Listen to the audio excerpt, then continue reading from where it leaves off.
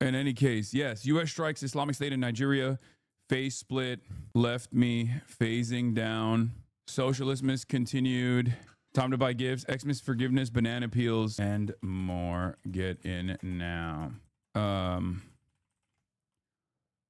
Yeah. Influencers continue to pivot away from Israel and Trump.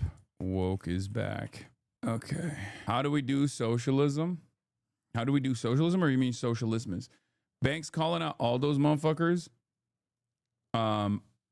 Yeah. Jokic went insane last night. GOAT. You got nigga Wow Mao fire collab video on the history of slurs.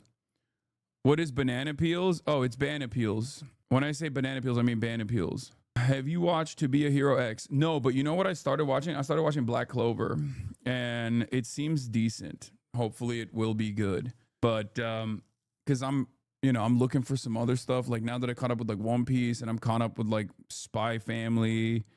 I'm caught up with Gachiakuta. I've been following that as it came out anyway. Mid Clover, really? Hell no, is kind of ass. Wait, really? Only one peak Clover. I've only heard one person say peak Clover. Black Clover is above mid. It seems chill.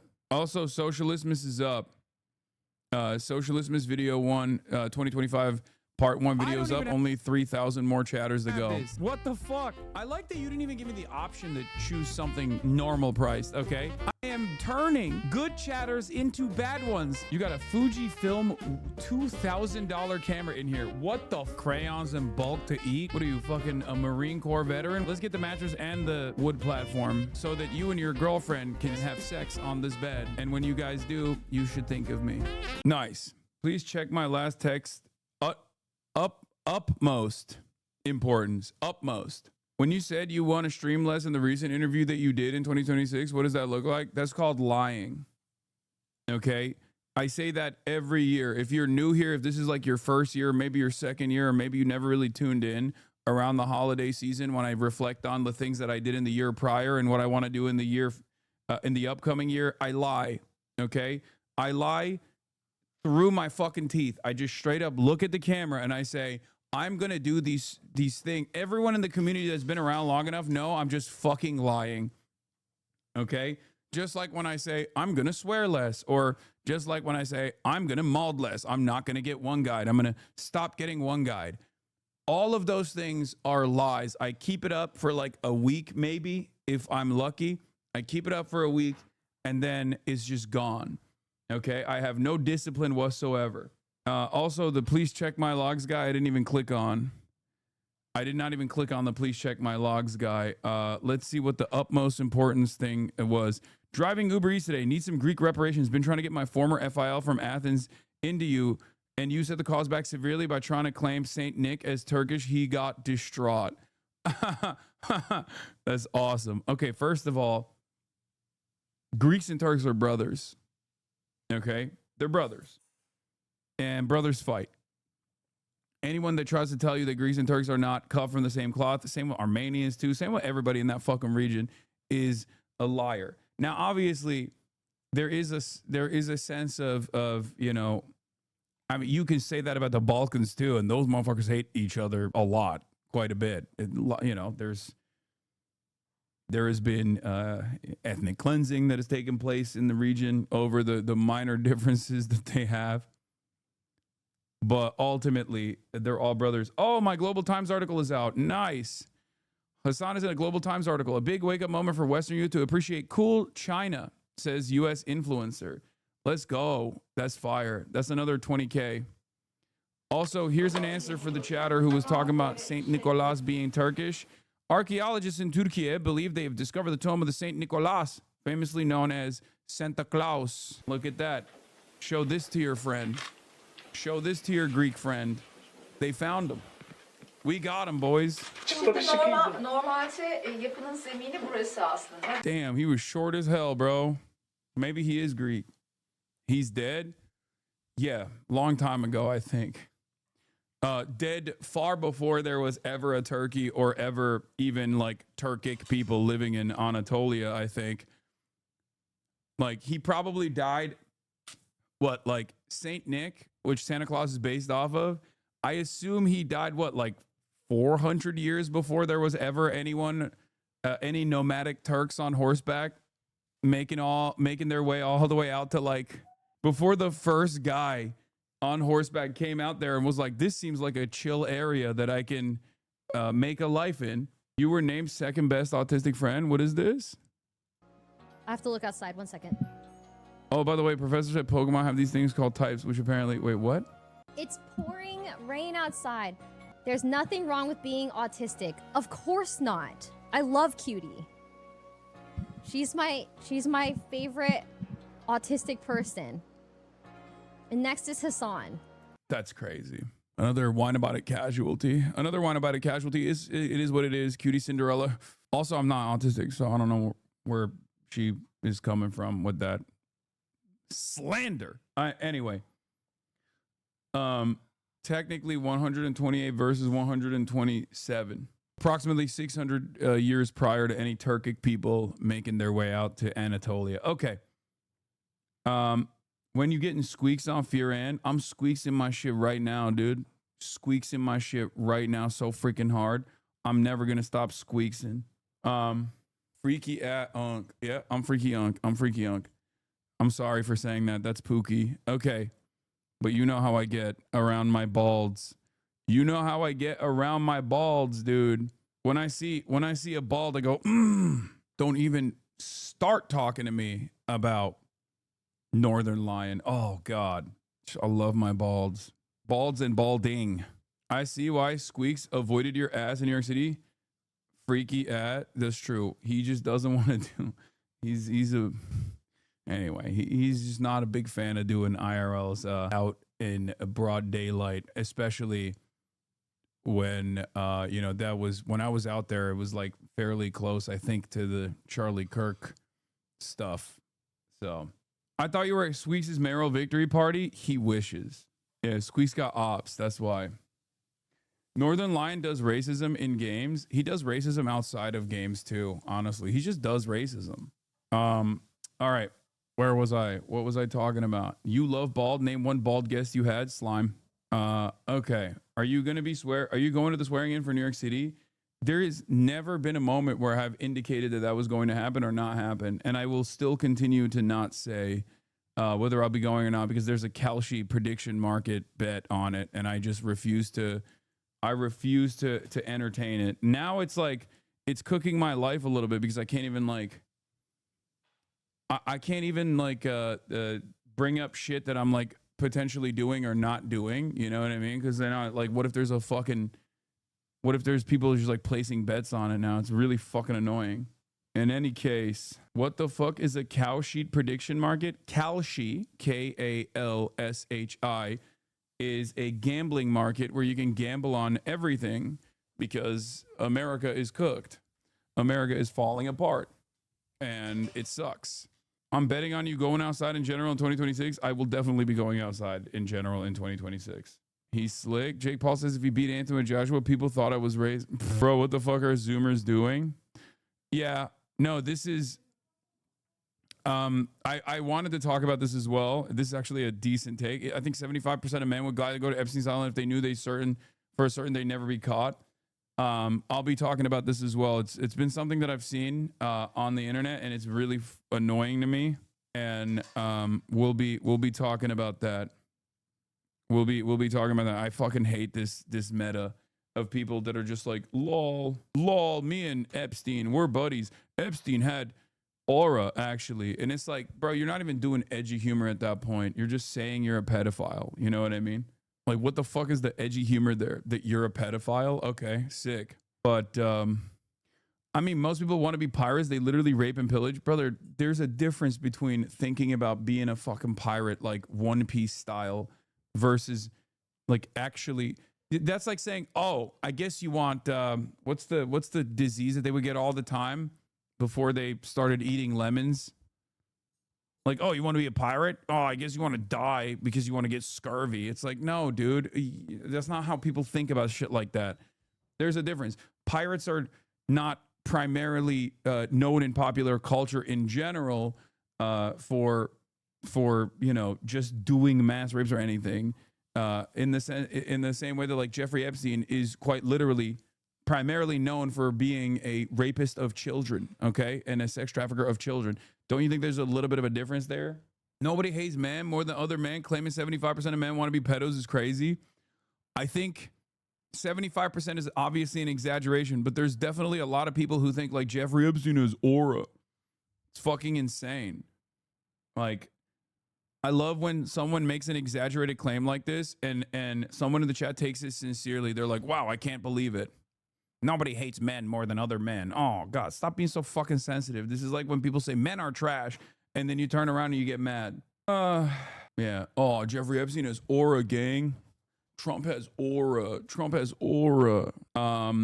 Anyway, where was I? Oh, yeah. So we got the FaZe stuff. Before that, we could talk about the Aiden Ross shit too, because I covered it yesterday. But Aiden Ross rants on Hasanabi after Hassan made fun of Aiden's political takes and couldn't pronounce Palestine correctly. Aiden believes Hassan should be banned from entering America. Full recap. I don't understand how you aren't in jail. I can see you remove your dog from the streams. You are literally garbage. You hate America, but yet you live here. Speed also mispronounced Palestine. No, Speed didn't mispronounce Palestine. When Speed says free Palestine, that's not a mispronunciation at all. He's actually saying it correctly. That's so funny that he thought that was a mispronunciation. You won't call him out because he is the biggest thing in the world, in this world. I know you and your mods of Ostrom talks about hating on America. You should move to China, and I wish they ban you from here. I don't even know if I want to watch 5 minutes of this fucking rant. What an articulate young man he is. Yeah, me and my mods, we get together off stream and we plot. Yeah. Listen, all I'm gonna say is this, okay? All I'm gonna say is this. There's a lot of content creators who simply treat politics for the vibes. Okay? There are a lot of content creators who look at politics like it's just a team sport or vibes or for clout. And if Donald Trump is going to give you clout, you lean into it, right? And then when your fans turn around and say, why the fuck did you push for this? Right? Why would you push for Trump to be president? Look how terrible everything is. He's trying to get the hate on you so people stop hating on him about the Rams players thing he did. No, it's not even about the Rams player, the Puka Nakua, like, greedy merchant memes that he was trying to get Puka to do. It's just in general, like, I think that like a lot of people are souring. A lot of the youth have completely checked out of the Trump train. They were first to go, understandably. They were also the first to like not really care about anything and vote for him because they thought, young men in particular, they thought maybe it'll be a change of pace in a positive and move the country in a positive direction. They believed it, right? And it was dumb. And it was partially because of people like Aiden Ross, right? And they fell for it. And then they started yelling at Aiden Ross. And then he had to be like, oh, I'm done with this politics stuff, gang. And the irony of it all is that like they also did it for, I mean, Aiden was doing this for Israel too. And I even said, like, there is probably a little bit more, like, I'm more understanding of someone like Aiden Ross being pro-Israel first and foremost, because like probably it's something, it's like learned behavior. It's something that he learned in his family, you know what I mean? Something he learned in his upbringing where he was like, oh yeah, this is important. And now he's like pulling the ripcord on both Trump and Israel. But it's so crazy to me that in the process of doing so, he's still continuing to be like, you should get deported. You hate America. You should get deported. You fucking hate America, and you hate Israel, I guess. He has to hate on Israel because he's surrounded by Nazis now. Yeah, I mean, it's not just that. I think it's also because like the culture has soured so much on Israel, especially over the last 2 years, that it's virtually impossible for these guys to continue defending Israel, even if that's their personal perspective, or even if that was their opinion in the beginning. On to this loser. Let me see. He was definitely pro-Israel initially. Like he would have a hard time. I was never pro-Israel originally, but okay. Yeah. He wasn't pro-Trump either. He wasn't pro-Israel. He wasn't pro-Trump. I mean, there are many instances. Lamau, that's how I found out he was Jewish. Yeah, when Trump was like, "You're Jewish, right? You like Israel, don't you? Like your people?" And Aiden was like, "Yeah, on God, I fuck with Israel." If you remember, like, You're talking about 2022. Before anybody was saying it, I was saying it. Speed didn't even know the meaning of it, Hassan. Hassan, you are such a fucking pussy, bro. I don't know how you're not in jail. I don't know why nobody's called PETA. I can see you don't have your dog anymore in this bed because you're a fucking abuser, in my opinion, allegedly. you're a fucking abuser, in my opinion, allegedly. Also, I do think it's funny that he thinks like this is the funniest aspect of this conspiracy, like Shocktober 7, Dogtober 7, is that like even if I was using even if I was like zapping Kaya with a shock collar, like the government is gonna come and be like, I can't believe you're doing this. You're just a horrible human. People can say what the fuck they want to say about me, but you are a piece of shit. You're literally garbage. You are. You hate America, but yet you live here, right? It's just sad, man. When he would have conversations with like Speed, where Speed would say like "Free Palestine." Okay, so why not come at Speed for not knowing what Palestine was at the time either? He said he did. No, that's actually, if you were smart enough to understand, I was saying Speed knew what Palestine was. True, you're a piece of shit. Yeah, it's true. I like that for a lot of people, this won't be like a wake-up call for them. They'll be like, Aiden Ross is so fucking stupid. I hate Aiden Ross. And then they'll turn around and Aiden Ross will be like, oh, Hassan is a piece of shit. And they'll be like, true. Oh my God, I'm agreeing with Aiden Ross. I can't believe he's right. I can't believe how right Aiden Ross is. And it's like, yeah, that should maybe be a cause for concern, you know? They'll be like, yo, I don't really fuck with this Hitler guy, but this Adolf Hitler guy, well, he really hated Stalin. So maybe he was right about that.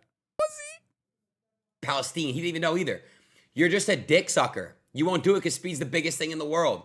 No. This is what I was talking about. Like there were many moments like this. Look. Israel. I thought it was Free Palestine. The hell?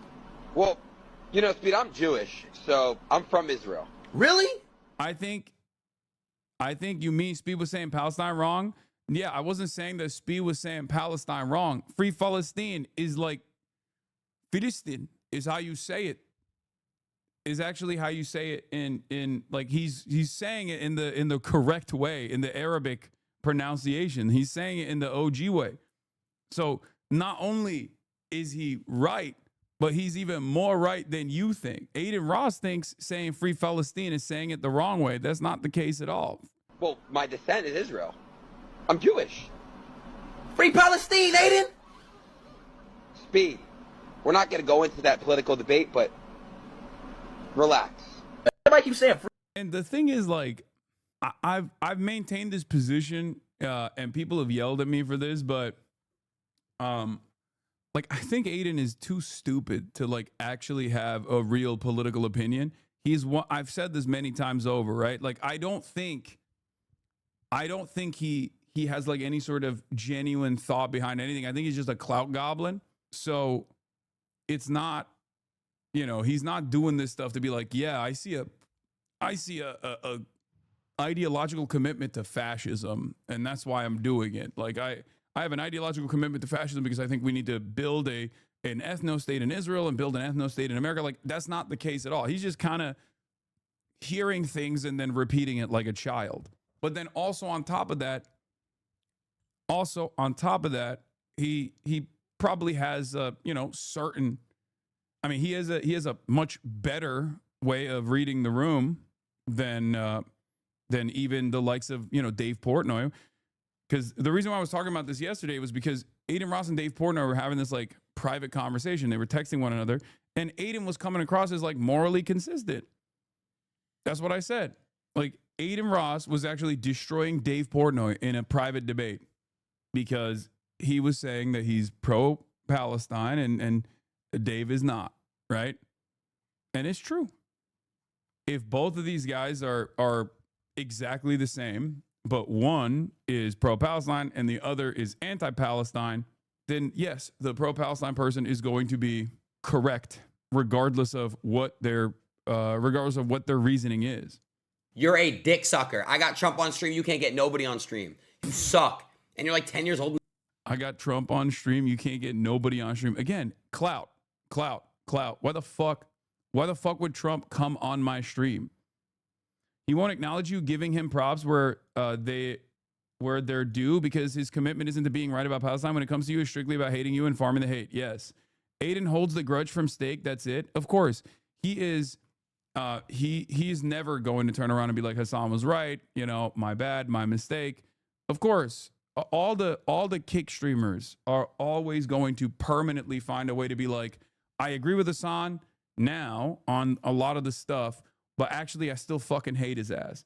But with someone like Aiden Ross, like you can't even have a conversation with him. You can't be like, oh, I mean, what do you think about Zoran Mamdani, for example? He's not gonna have any fucking consistent position on Zoran Mamdani. You know what I mean? Me, bro, and you hate America, clown. And Aiden would try to be like, you know, try to defend Israel a little bit, and that was even before October 7th. Aiden was hyping him up in the stream, and he asked him if he was pro-Israel, and he was like, yeah, of course. This Israel, you're Jewish.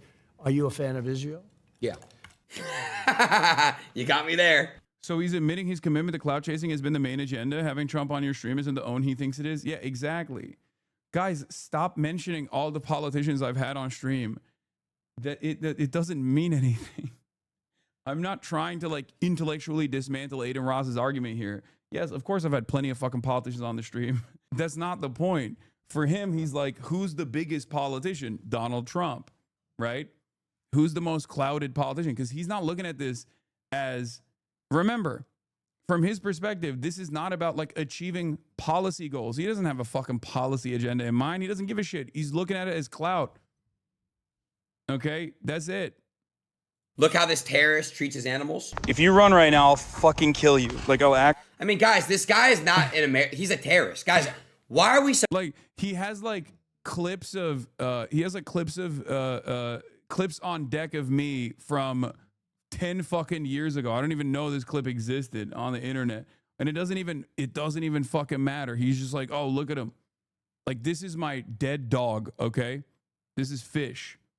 For all the newcomers, my dog Fish, my first ever dog that I had, that I adopted, that was left in a tire store, okay?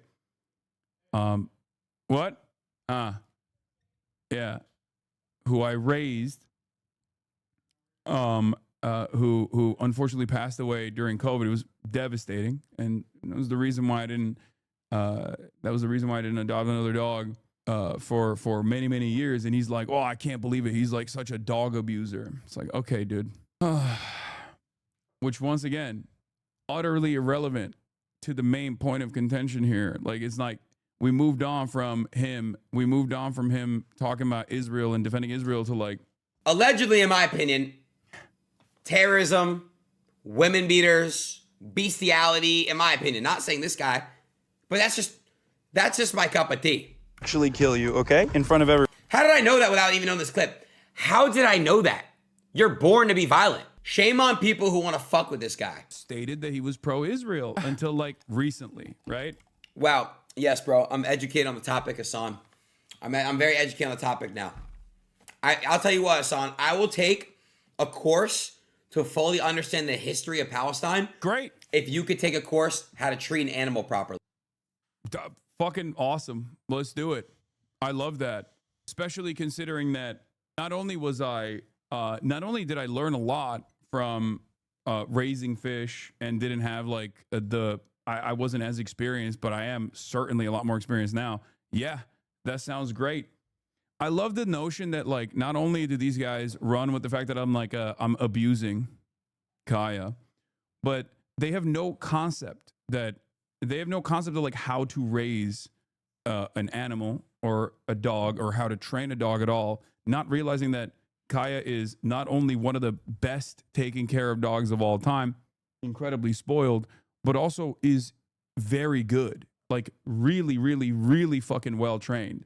So yeah, great. I'll take another course on how to treat animals. Your looks are misleading because having followed you for a bit now, I can see you have the personality of a female koala. I don't know if this is a diss or not. I don't know what that means. I like that they're trying to say growth is bad, growth is negative. They won't grow you less. It's for drama, verbatim what that dumbass just did. Yeah, no, that'd be great. Aiden Ross learns how to read by reading 100 Years in Palestine. Not even that. Start with Elon Pape. 10 myths. Great entry point. Easy to read. I don't know if Aiden is literate, but maybe he can learn how to read by reading Elon Pape 10 myths. And then we'll move on, you know? We'll have somebody read it to him. That'd be great. He needs Miss Rachel. I say we do it, bro. Let's do it. If pushed, he would go, oh, yeah, I'm pro-Palestine, free Palestine, some shit like that. I've kept the ever since that Trump stream, which I did say it there. You got me there. Every time it's brought up, I always show respect and love towards it, bro. Hassan, did you know that your fans, a lot of them, bro, if they went over there, I'm pretty sure they would die.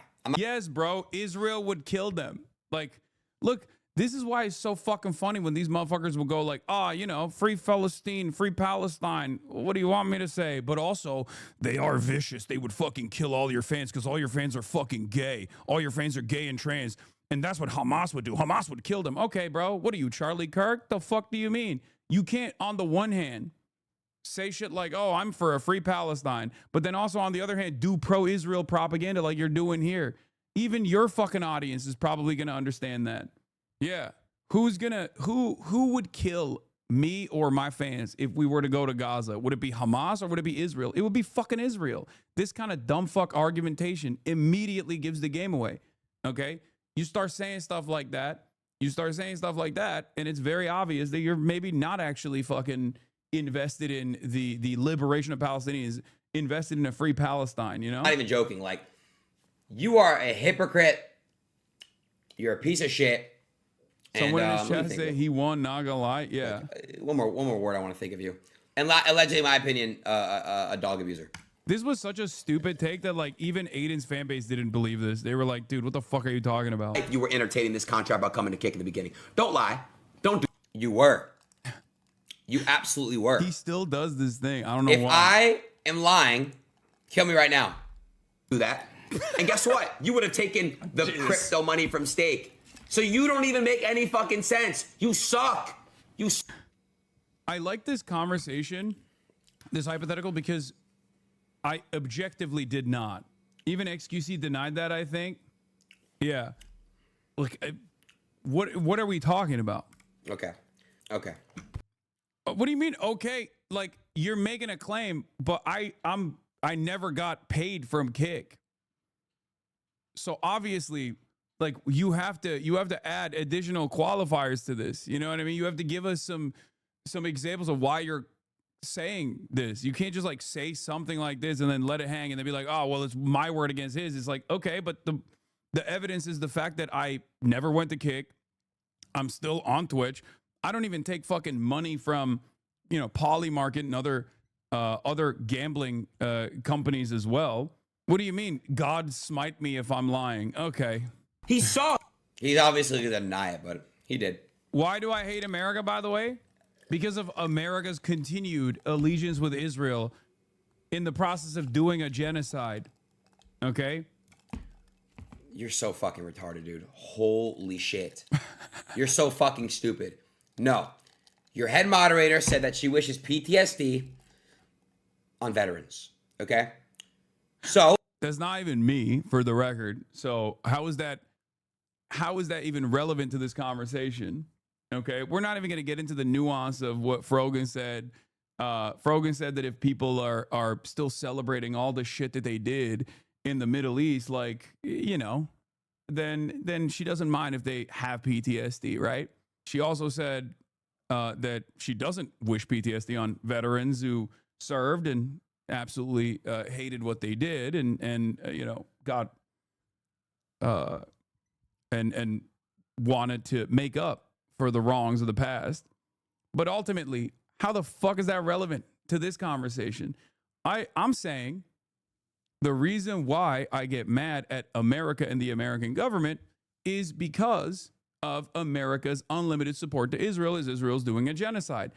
If you were anti-Israel in the way that you claim you are, you would be going, you know what? He's actually right about this. See, that's the difference, okay? If this was a legitimate point, a thing that you actually believed in, right? if you were actually free, if you were actually for a free Palestine, if you were actually anti-Israel, if you were actually critical of Israel at all, you would turn around. You would turn around and say, you know what, Hassan is actually right about this. I was wrong for fucking calling him a terrorist here. Because it's ironic, because many in his fucking fan base have probably also been. There's a lot of Arabs in his fan base. There's a lot of Muslims in his fan base. They get called fucking terrorists in the same exact way. In the same exact fucking way. And probably were called terrorists the same exact fucking way their entire lives, far before October 7 even, for saying anything about America's interventions in the Middle East.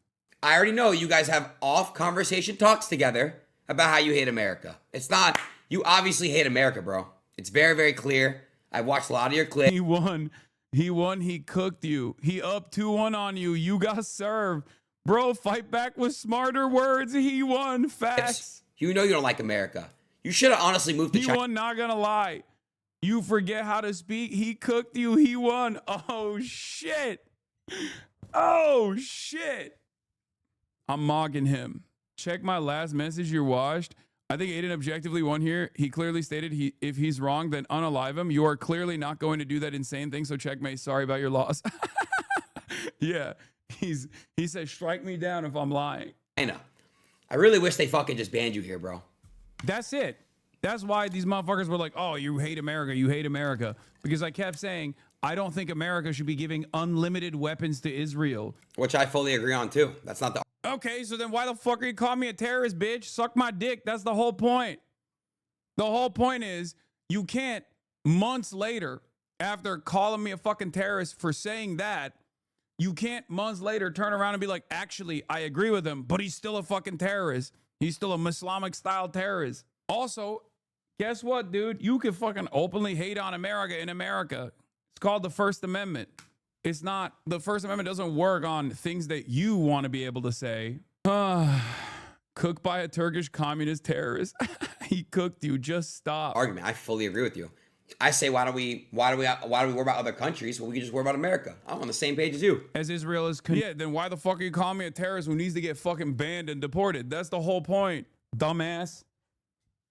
That was the point that I was making in this video.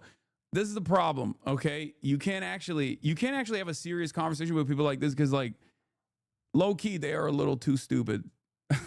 Like, no disrespect, but yeah, you might be a little too dumb to actually have a serious conversation with because you're just not picking up what I'm putting down. You just don't understand the point I'm making, and you're going through the process of trying to listen and trying to understand the words that are coming out of my mouth, but you're not actually understanding it. It's just, you're not noticing the contradiction. You're not noticing the point I'm making. The point I'm making is that for 2 years, you call me a fucking terrorist for saying fuck Israel and fuck America for aligning with Israel as Israel was doing a fucking genocide. What the fuck is America doing that? America should spend all that money on Americans as opposed to Israel's death and destruction campaign, okay?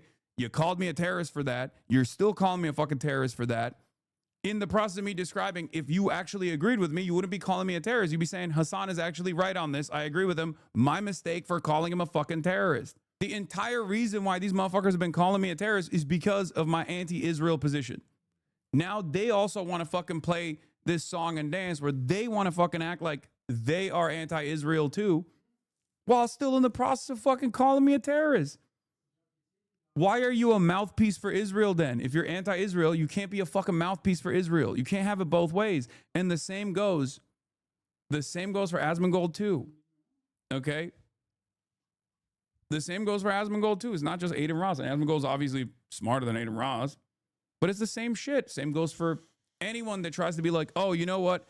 Actually, I also am anti-Israel now. I've decided because it's the popular thing now. I'm also anti-Israel, but you're still a fucking terrorist. It doesn't make any sense.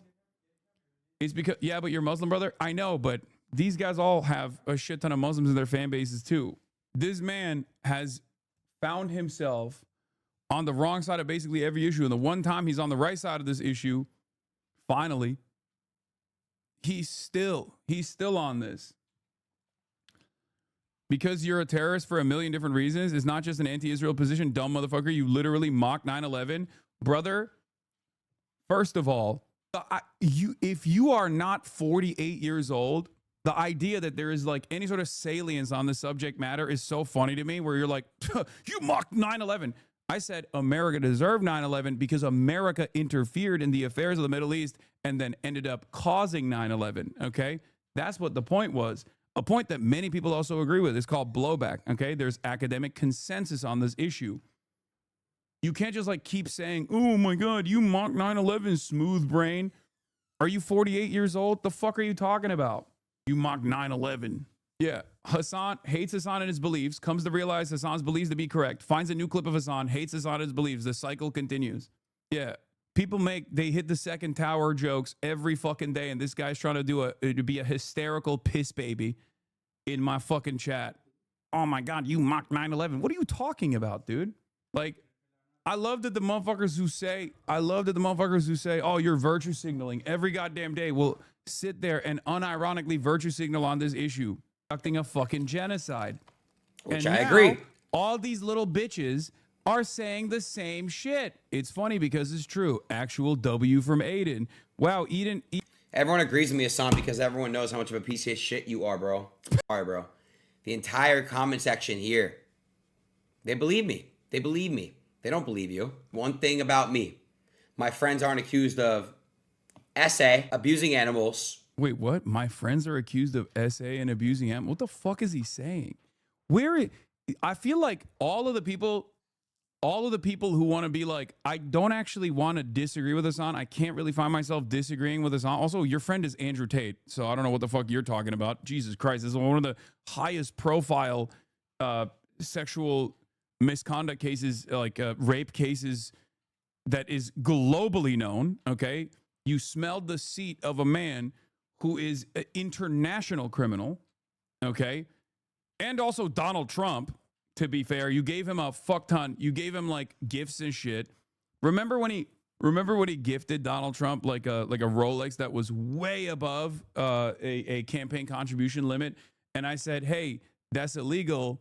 You're actually going to cause issues from the FEC. And he turned around and made it seem like it was my fault.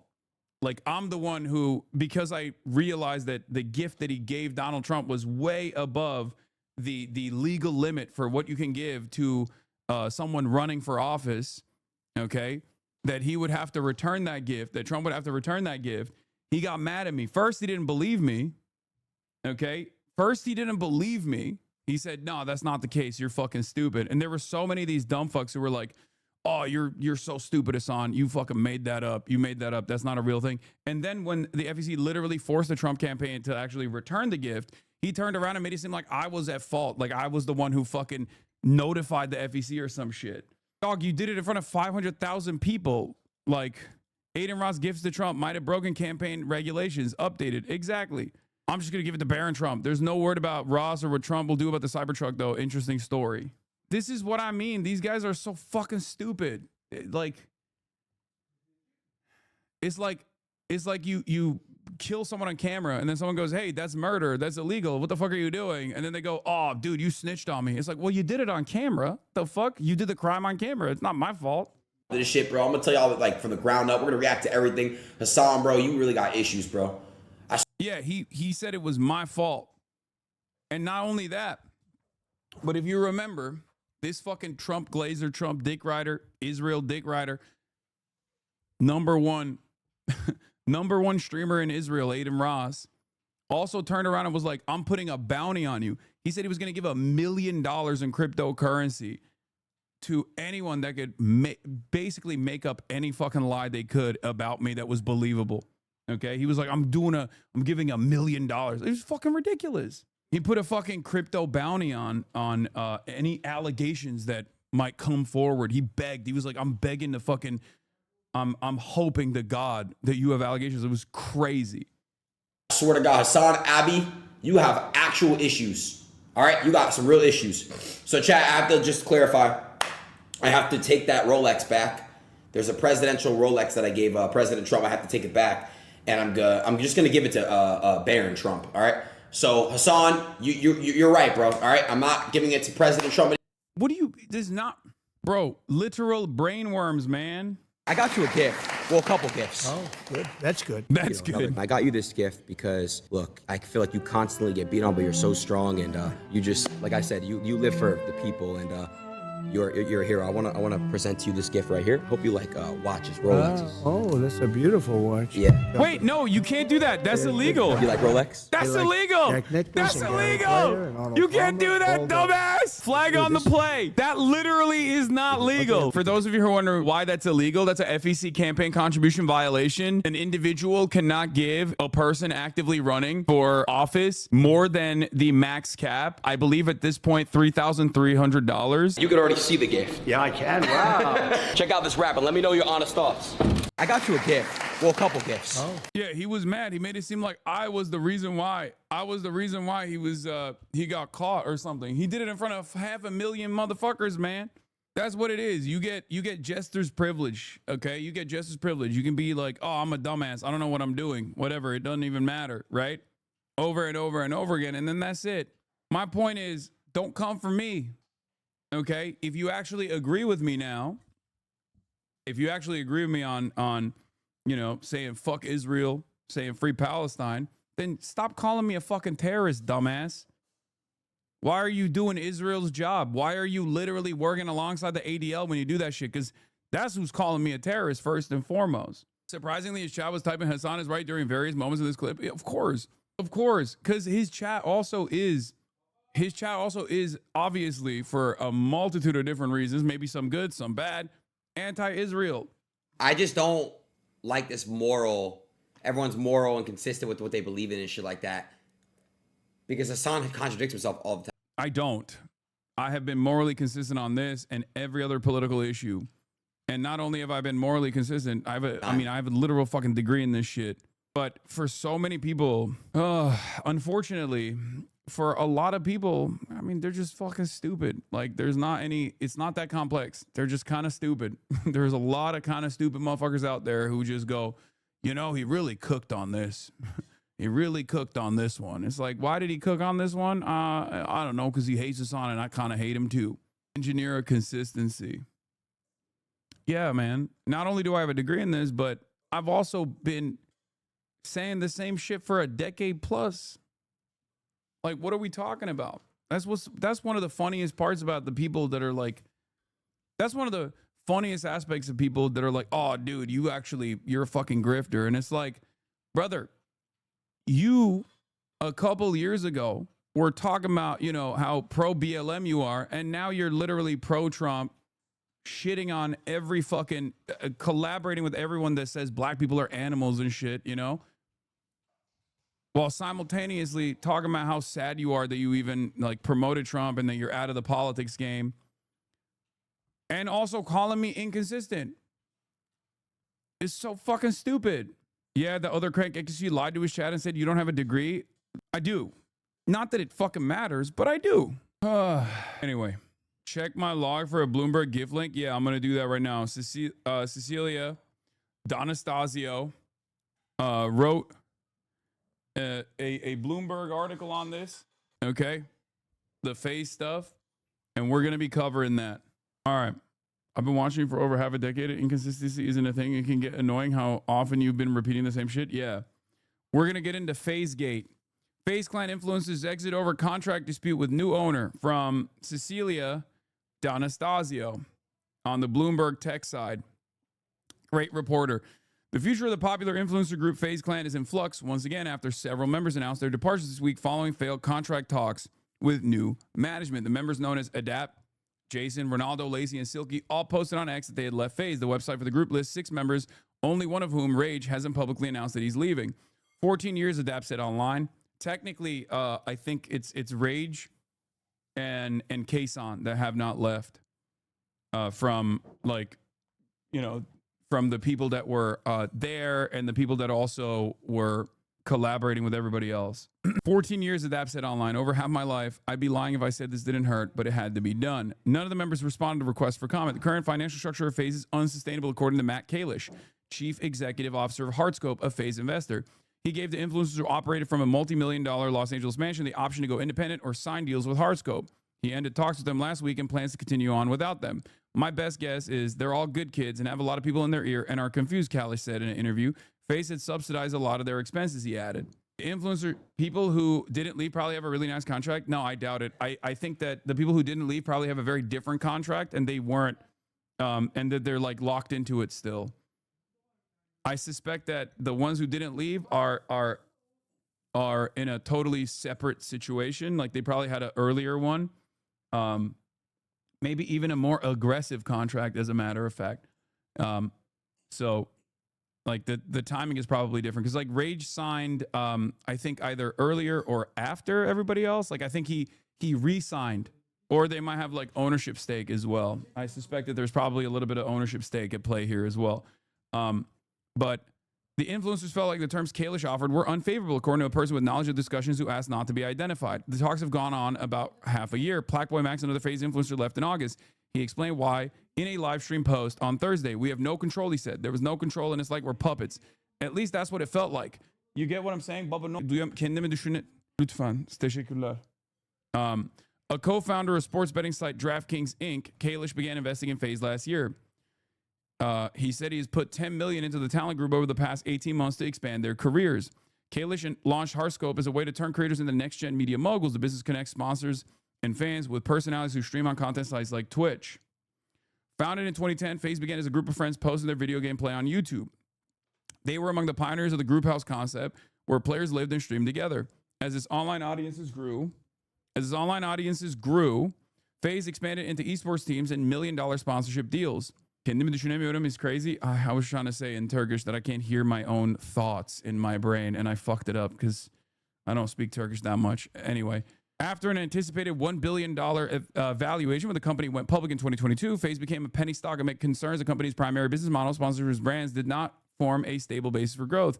FaZe influencers struggled under various leadership arrangements. In 2023, the company fired Chief Executive Officer Lee Trink after allegations of poor spending decisions and disagreements with talent.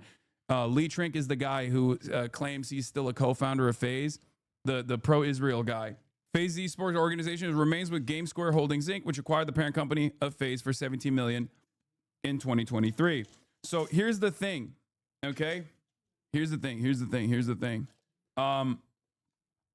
FaZe went through a lot of structural issues, okay? FaZe went through a lot of structural issues. They were always, it was always hype and aura, right? And one of the things that happened leading up to the 2022 SPAC, where they did like a mini IPO, like not a real full blown IPO, but basically like when they became tradable on the stock market, as Cecilia says, became a penny stock basically, was when there was a lot of issues with the corporate side, right? And what's really interesting about this is that, obviously the fucking the aura and hype around capital investment into media companies and even like gaming companies like this one is always going to be unsustainable, right? A SPAC is a special purpose acquisition company. It's basically like an IPO, but for a company that doesn't have the bare bones to make an IPO. It's kind of like that. I'm explaining it in a very reductive way, but here's the thing, okay? As far as like the revenue generation, that's the only thing. That's the only thing people care about on the company side, on the corporate side. They care about profits. That's the whole purpose of this, right? If your goal is to generate revenue, enough revenue that you get a return on your investment, yeah, you're gonna have shady business practices and whatnot. But because the company basically fell apart, and had this like revitalization, right? Yeah, SPACs tumbling down. Share companies that have gone public via SPAC lost half of their value.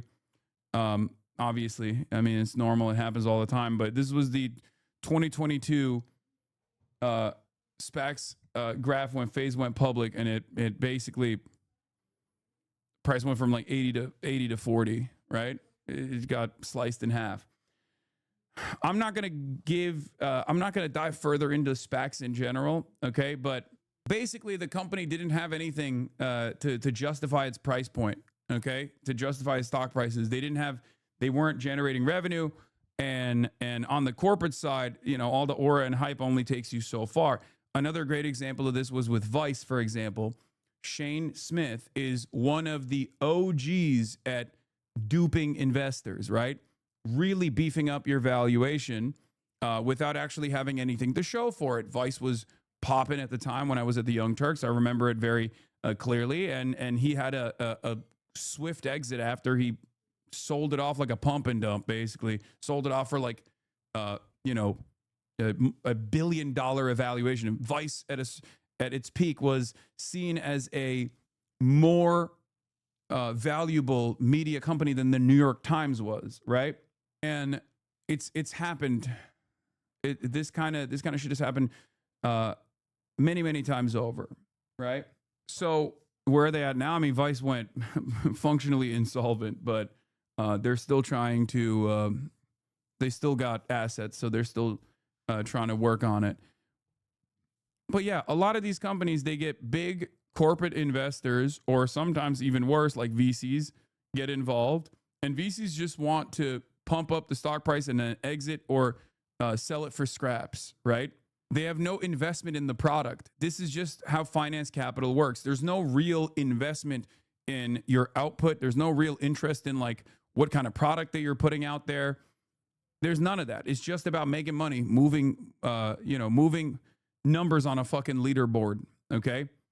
So that's just how private equity works. That's how, that's how VCs work. But for a lot of you guys, you only see like the personality side of it. You only see the labor side of it. You only see the on-camera talent side of it. So you don't really think about all this background shit, right?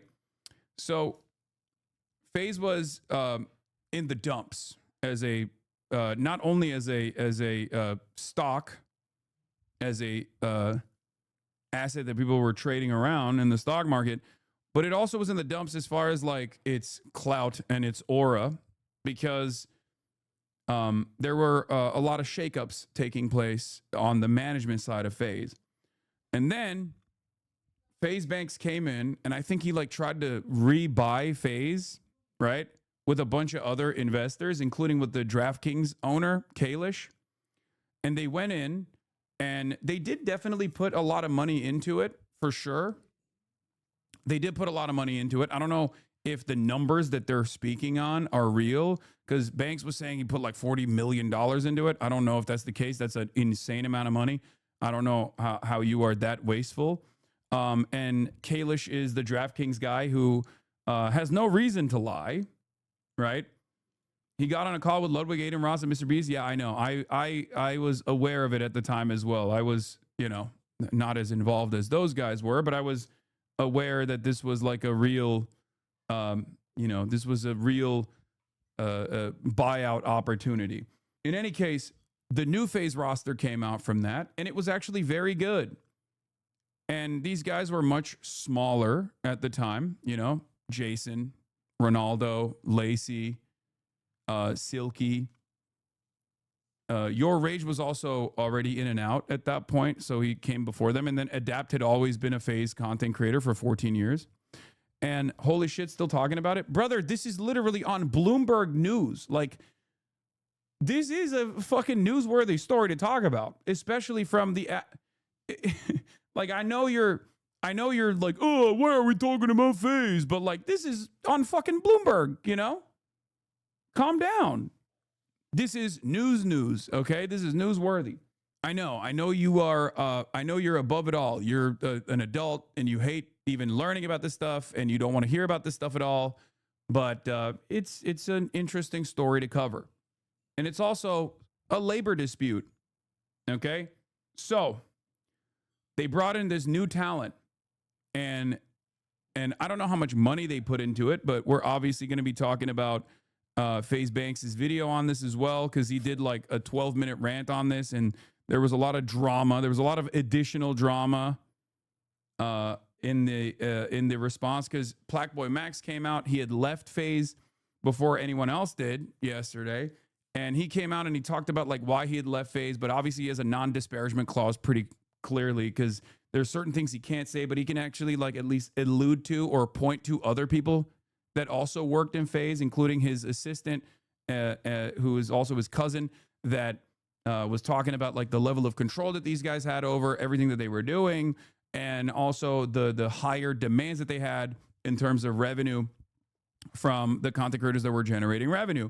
So I think part of the problem here is that these guys put some investments in, not exactly certain as to how big those investments were, right? Because there's a lot of numbers floating around. But also, regardless of those investments, like they did not have an understanding of like what kind of revenue they were going to be able to generate off of these content creators. Because FaZe as a content group puts in more investment into their content creators than like Loaded does, because Loaded is just simply an agency. Okay? To explain this to you, there are a lot of agencies, right? There's like agencies in Hollywood, for example, WME, UTA, CAA. These are the top three. The big three agencies. They have talent from every they have talent from every different field: musicians, models, actors, and even online content creators. Okay, and what these agencies do, and I'm signed with WME for those of you who don't know, even though we don't really do too much, and they don't really do too much for me. Let's be real, because I mostly just nuke all of the inbound requests coming from advertisers. But for normal people, what these guys are supposed to do is go out there and sell their talent, and they take 10% of whatever they sell. If they sell a $100,000 ad campaign, they get $10,000. Okay, and that's how it goes. Okay, that's how it goes. For managers, it's a little different. Managers don't have any sort of like legal binding to what percentage they can take from the things that they're selling. Managers can also get executive producer credits as well. Managers can even justify higher percentages. In a lot of instances, managers will also take like 20%, something along those lines. But the industry standard, at least in the beginning, was 10%. But the difference is, in this situation, it's not. In this situation, if FaZe's only revenue, like if FaZe as a company is only generating revenue off of selling the FaZe clan inventory, right? If they're only generating revenue off of like selling sponsorship deals, right? Whether it be like pepperoni Totino's, microwavable FaZe clan, pizza bagels or whatever, right? Then they're only going to get 10% or maybe a higher percentage off of those ads they're selling. But if that's not enough, if you're not generating enough revenue off of that to sustain the company, especially if you're like dumping a lot of money into this and you have a lot of people that you're paying on the FaZe clan organization side, right? Whether it be the investors that are demanding higher returns, or whether it be the actual background staff that works to make the organization operate in some capacity, right? Then the 10% that they're getting off of the sponsorships that they're selling is not going to fucking work. It's not going to keep them afloat. This is part of the reason why I think the agency structure that exists is kind of outdated. Either you have to be a completely separate agency in the same way that like Loaded is, right? And you're not going to make investments into the people that you are, into the people that you're actually, selling inventory on. And you're just simply going to respond to inbound requests, or you're going to go out there and get like new, you're going to go out there and get, what do you call it? You're going to go out there and get new advertisers for these content creators, or you just have to figure out a different way to generate revenue. And I suspect that for FaZe, the organization, the way that they wanted to justify the initial investment that they made into these content creators was demanding a higher percentage of the revenue that they were generating, right? Demanding a higher percentage of the revenue that they were generating on their own streams, especially. And that's when it gets tricky. I have no evidence that that was the demand, for the record, and Cecilia does not make that inference either, but it could potentially be the case. Okay. And obviously, if you demand more revenue that they themselves are generating, the content creators themselves are generating, then they're going to say, nah, I'm not going to fucking do that. Because the reality of the matter is these content creators actually don't need FaZe. FaZe needs them. Okay.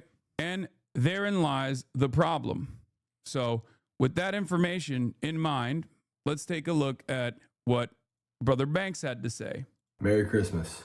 From Banks, formerly known as FaZe Banks. What a fucking terrible day. What a fucked What a up terrible day. year. I left FaZe 5 months ago. And this wasn't for a narrative. This wasn't for the camera. This wasn't for Twitter. This was very, very real. It was off the heels of some Twitter drama, and the boys were, getting blown up in their comms and in their chats. And as we all know, in this world, wacky, strange world of streaming, that's really all that matters. These streamers, all of them, every last one of them, are forced to appeal to their comms and their chats and narratives on Twitter. And if they don't, they lose viewers. If they don't, they take a hit financially to their career.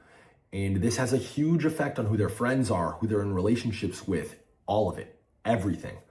The way they treat each other online is completely 100% based and rooted in the feedback that they get in real time from chats and comms. So again, as somebody, an old man, 34 years old, you guys never let me forget it. Okay, it's not that old, man. Chill. There are some of us who are also 34 years old. What?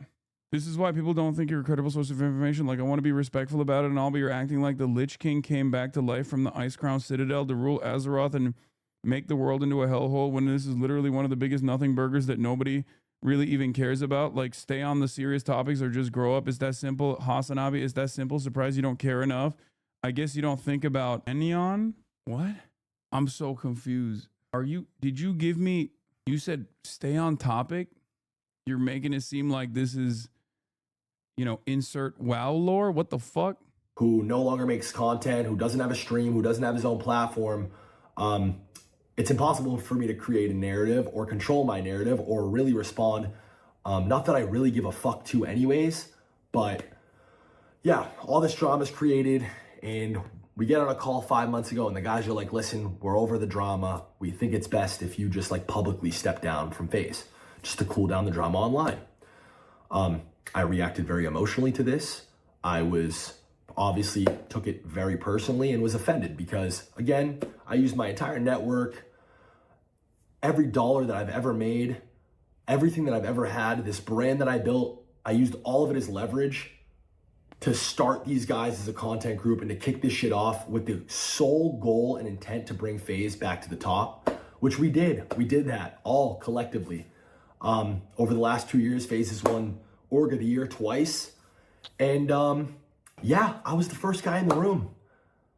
These guys would have never lived in a house together if it wasn't for me. These guys are all at minimum 10 times the size in terms of audience and platform now as before they joined FaZe. These guys have all made millions and millions and millions of dollars in the last 2 years, and none of them could ever dispute the fact.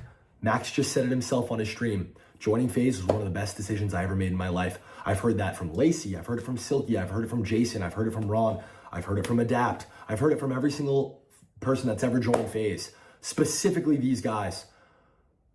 And I'm here to tell you, as former FaZe Banks, this was one of the worst decisions I've ever made in my entire life.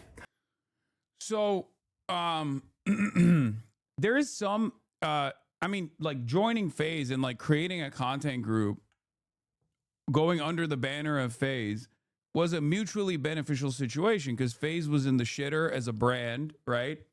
And all of the new talent that they brought on, who were obviously very talented in their own way, was able to revitalize the brand.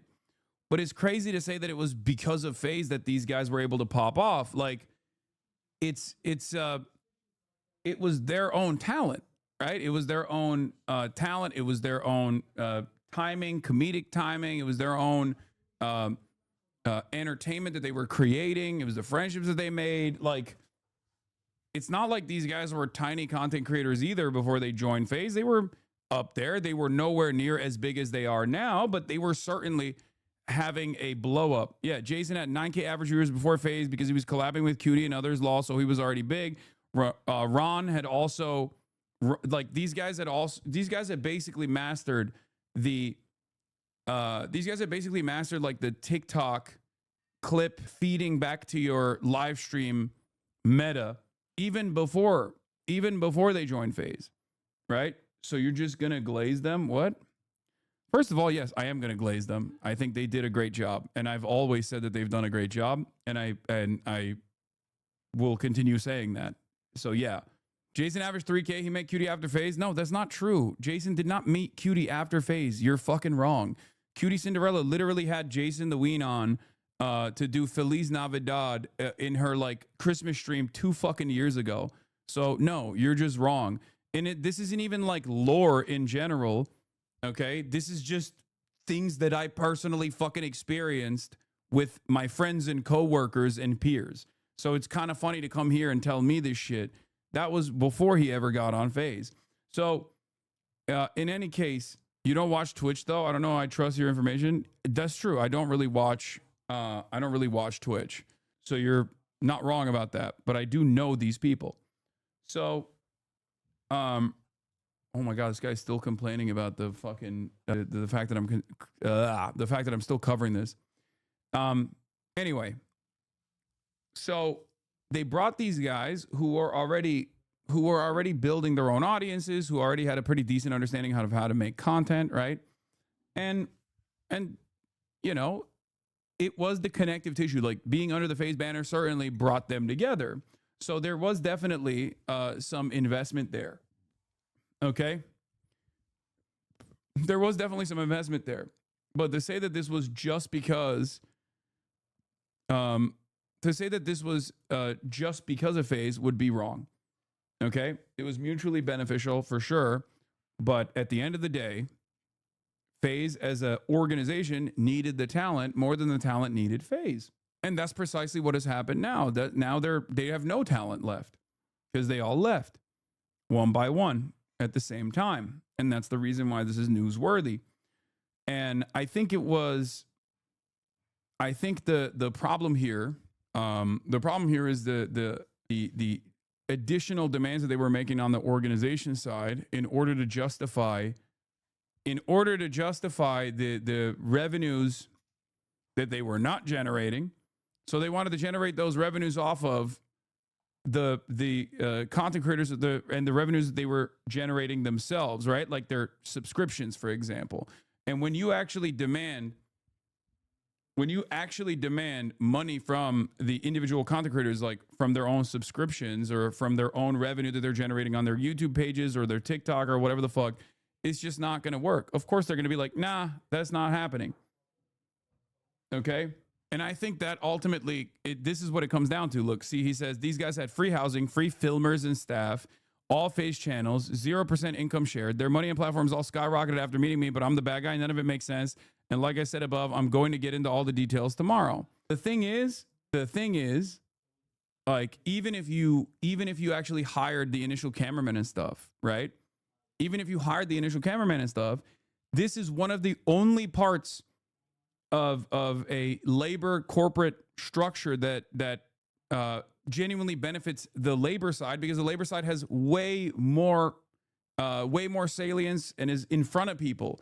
So partially the reason why I'm talking about this is because you can't have a similar issue like this in a regular workplace where people immediately understand, because they don't have a fucking parasocial relationship with like the delivery drivers, okay, that are delivering your fucking packages. But they do have a parasocial relationship with the content creators. So they automatically understand that FaZe is nothing without the content creators. They're not as replaceable as your bosses in your regular ass fucking workplace will have you feel like you are replaceable. Okay? Then what is the point of FaZe? Well, therein lies the issue. Okay?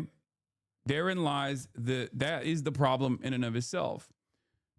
They didn't actually come in and be the connective tissue and maybe make more reasonable. Yeah, he's doing a stream today. How does free housing go together with PBM having to pay $20K a month for the guest house? Exactly. They didn't for the new talent that they brought on. If they had spent less money, okay, and had a better revenue share agreement from the start, I think this wouldn't be as big as an issue. But they went in, they dumped a boatload of money, as they usually do, and I think they wanted more. They wanted more in return for that initial upfront investment they made into like the expensive house that they got for everybody, for example, right? I gave up my entire adult life to this. I have put myself in millions and millions and millions of dollars in debt. I have never made not one singular dollar outside of my... FaZe boys are not workers. No, in this structure, they absolutely are. What do you mean? If the company's output is revenue generated off of advertisement that they're selling on the fucking streams, then yeah, they are the people that are actually doing the labor. They're technically doing the labor. I know it doesn't sound like a regular structure, but in entertainment, this is how it works. Salary via FaZe. Not selling it, not buying it, raising money. I've just put myself further and further in debt. Yeah. Do you believe this, that he made $0? I have no idea. I don't know, because I feel like he must have exited, right? Like if he sold his shares, if he sold his like ownership stake in the company, then he did exit and they paid him for it. So I don't know how he's saying like I made $0 off of it. I think what's really interesting about this conversation, what confuses me about this conversation is how he's saying like, oh, I dumped 40 million into this and then I got nothing in return, even though he like owned a significant percentage of the company, right? But what I don't understand is like how you made I mean, maybe he made zero profit, maybe he lost money in the process. I don't know. I don't fully comprehend this at all. Singular dollar outside of my salary via FaZe. Not selling it, not buying it, raising money. I've just put myself further and further in debt. Yeah, I think FaZe to acquire and all the costs. It's like the iDubbbz Creator Clash. Why are all creator events so poorly managed? I think it's because these kinds of things are incredibly difficult to put together in general. And that's why there is a need for professionals who specifically make this kind of stuff work. When you have content creators or former content creators getting into the managerial side of things, it makes things way more difficult to put together. Like it's just this is what I explain to people all the time. Whenever motherfuckers go, why don't you start your own news company? Why don't you start your own media empire? And I'm like, that's not what I'm good at. Okay. I know my fucking limitations. And this is the problem. I'm not ever going to be in a managerial position. I don't want to do that. Okay. I can't do that. I don't want to do that. I'm not good at that. And this is part of the reason why, even though I had opportunities to get even like ownership stakes in other orgs similar to this, I have said no over and over again. Even when people have asked me like, oh, do you want to co-found an organization? Or if you want to join an organization, I've always said no. I've said no to joining an organization as a content creator because I don't think it's valuable for someone like myself. It can be valuable for others, especially smaller content creators who are just starting their careers, right? But I've also said no to the ownership side of things as well, because it's just, it's complicated. It's like it's a job in and of itself, and it's not within my skill set. Okay. For these guys' careers over the last 2 years, I think ballpark $40 million. And I think probably collectively these guys have had to have probably made like 20 million in the last 2 years collectively, I would guess. And not $1 of that 20 million has ever gone back to FaZe. Never mind me. Even if it did ever go back to FaZe, that shit, it's not mine. And I just fucking can't believe it. I can't believe I'm in this position now where people are calling for my head. People are wishing for my death. People are telling me I ruined FaZe. I ruined FaZe, guys. I ruined it. When I have had not one say in anything that's gone on in the last 5 months, and I set all this shit in motion in the first place, I ruined it. I ruined it. There's 5, 6 individuals who are multimillionaires and have beautiful careers ahead, and God bless you, and I wish you guys the best, and I ruined it. Yeah, streamers that are at the top make lots of money largely because streaming has very little overhead. Exactly. Okay, exactly. It's not like the as a streamer, you can literally just strap a camera onto your fucking PlayStation, and if you've got something unique that people want to tune into, you can literally, with this virtually zero overhead, continue to generate content. So the entry point into this industry is non-existent pretty much. It's just you need to have free time. You need to have a working internet connection. That's pretty much it. And that is precisely the reason why in terms of like the labor negotiating power here, the labor has all the fucking leverage. Unlike any other sector, you have all the leverage. So, of course, when a company goes in and tries to do corporate shit, they're going to be like, what the fuck are you talking about? For example, if someone comes in and says, I need you to, if the company comes in, FaZe, let's say, in this hypothetical, comes in and says, I need you to pump this cryptocurrency, right? I'm using this as a pure hypothetical. The content creators themselves can literally just turn around and say, no, I don't want to fucking do that. And you don't really have any say in this process. As opposed to in a normal work structure, if your boss tells you you got to do something, you got to fucking do it, right? You just have to do it. There is no, you have no, especially in the absence of a labor union, you have no way of saying no to your bosses, right? Same goes for even like gambling advertisers, shit like that. I mean, they were partially owned by DraftKings. I suspect that there was also a lot of like DraftKings sponsorships that were coming in as well. They wanted to use the existing audience, the inventory, in this case is the eyeballs that these guys are getting, right? To farm, you know, potentially like advertisement opportunities for DraftKings or maybe other like, you know, gambling sponsors and whatnot. If they say no to that from the corporation side, if the corporation doesn't give a fuck about the ethics of it all or the content that might get put out as a consequence of this. From the corporation side, that's like potentially millions of dollars of revenue that these guys are saying no to. They're going to say, the fuck do you mean you're saying no to $1 million? Get to work. But because of the structure that currently exists with where the leverage is favoring the workers in this industry as opposed to every other industry because of how easy, how low the barrier of entry is to streaming and how much the streaming is almost entirely reliant on the content creators and their attitudes and their willingness to make content or not. And the audience that they have cultivated and the parasocial relationships that they've cultivated with their own audiences, you can't really fuck around and demand more. Yeah. The fact of the matter is, if we went in a time machine 2 years back and I decided to never try to fix this FaZe shit, I'd be much better off. I'd have more money and these kids would just be doing what they were doing before. It's hard for me to sit here and take that. It really is. And I plan on going live tomorrow or the next day at some point in the future and really kind of just laying it all out. A to Z, start to finish, the entire 15-year history of this, specifically the last 2 years, specifically the behind the scenes shit. Yeah, here, this is a great example. It feels like a restaurant owner complaining about paying for their waitstaff uniforms, name tags, and break room, and still not getting any of their tips. Exactly.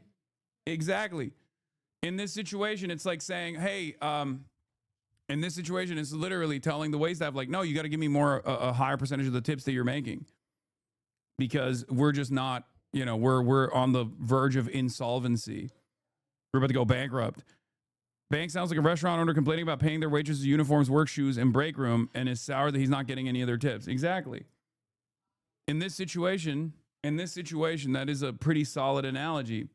The difference, however, is that unfortunately under capitalism, your worth to your bosses when they are putting a contract together, especially in the absence of unions, is measured on your replaceability, right?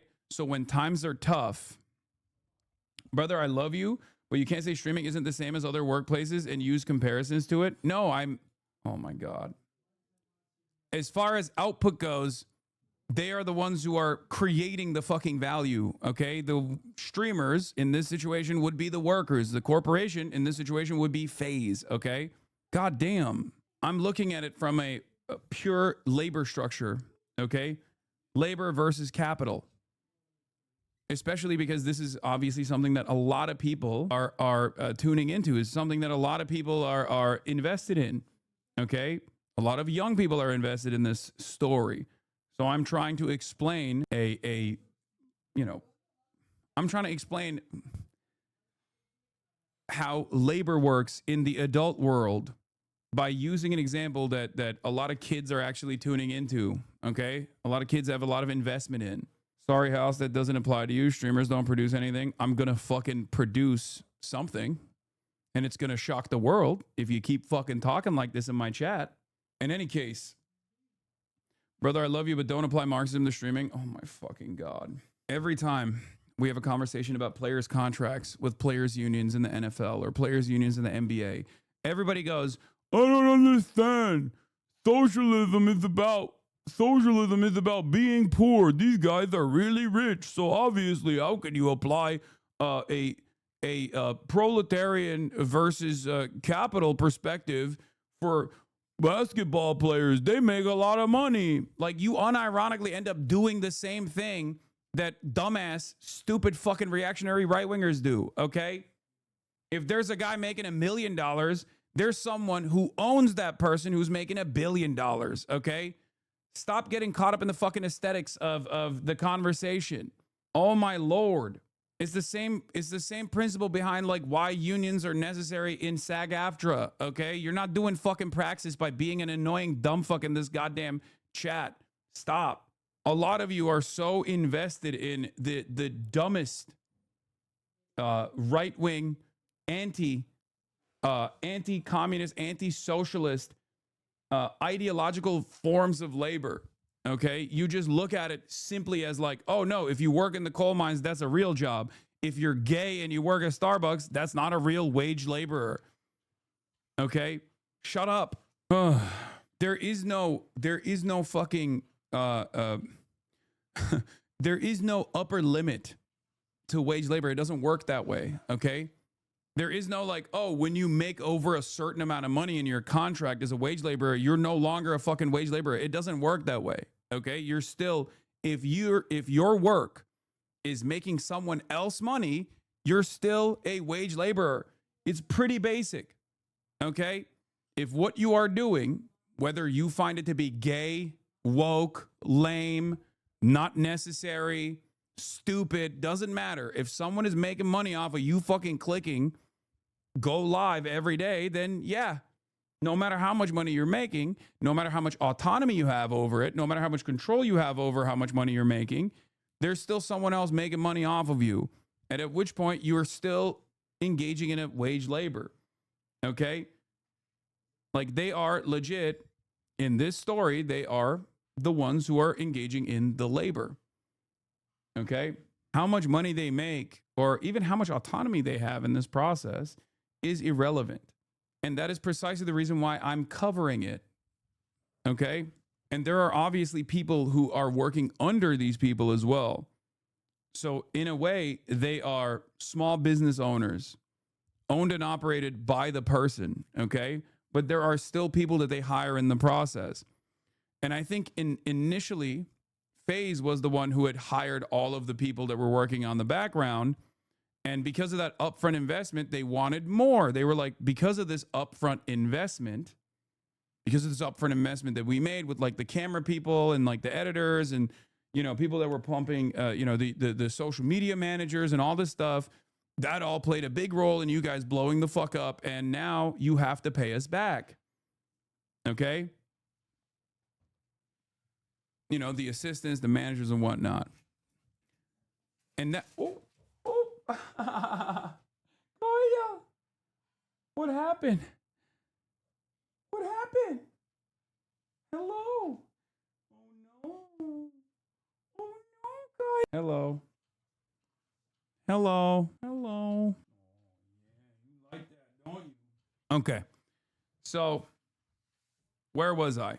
All right, let's keep going. In the dynamic between all the kids in the back end, because I just watched some clips from this Black Boy Max stream where he's playing a laugh track over my tweet, and it's like, Max, I know we. This was what like pissed him off a lot.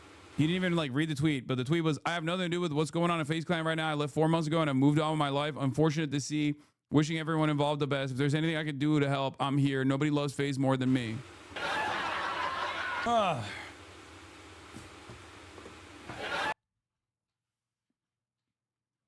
Yeah, streamers don't produce anything of value while watching a streamer and being so involved. You have to chirp and chat. What idiots people are. I know. It's entertainment. I mean, it's not like productive in the sense that like we're not building fucking we're not putting out steel at the steel mill, okay? And yes, it is not necessary, okay? The world would move on without entertainment. Just like what I do is news and commentary and also entertainment, and the world would be perfectly fine without me. As a matter of fact, a lot of people would probably lose a lot of money if I wasn't around all the fucking haters that make a shit ton of money off of this, the fuck us on content.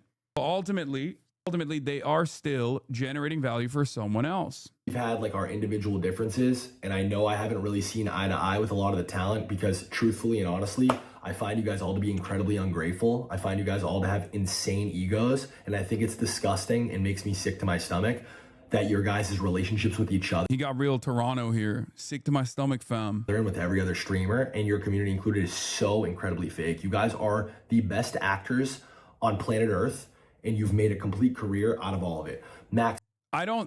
This part I don't believe. I think he got emotional and I think he got mad. And I think he just wanted to like throw a little bit of a fucking grenade into the convo to invite suspicion. But obviously, like, I don't think people are going to believe that regardless.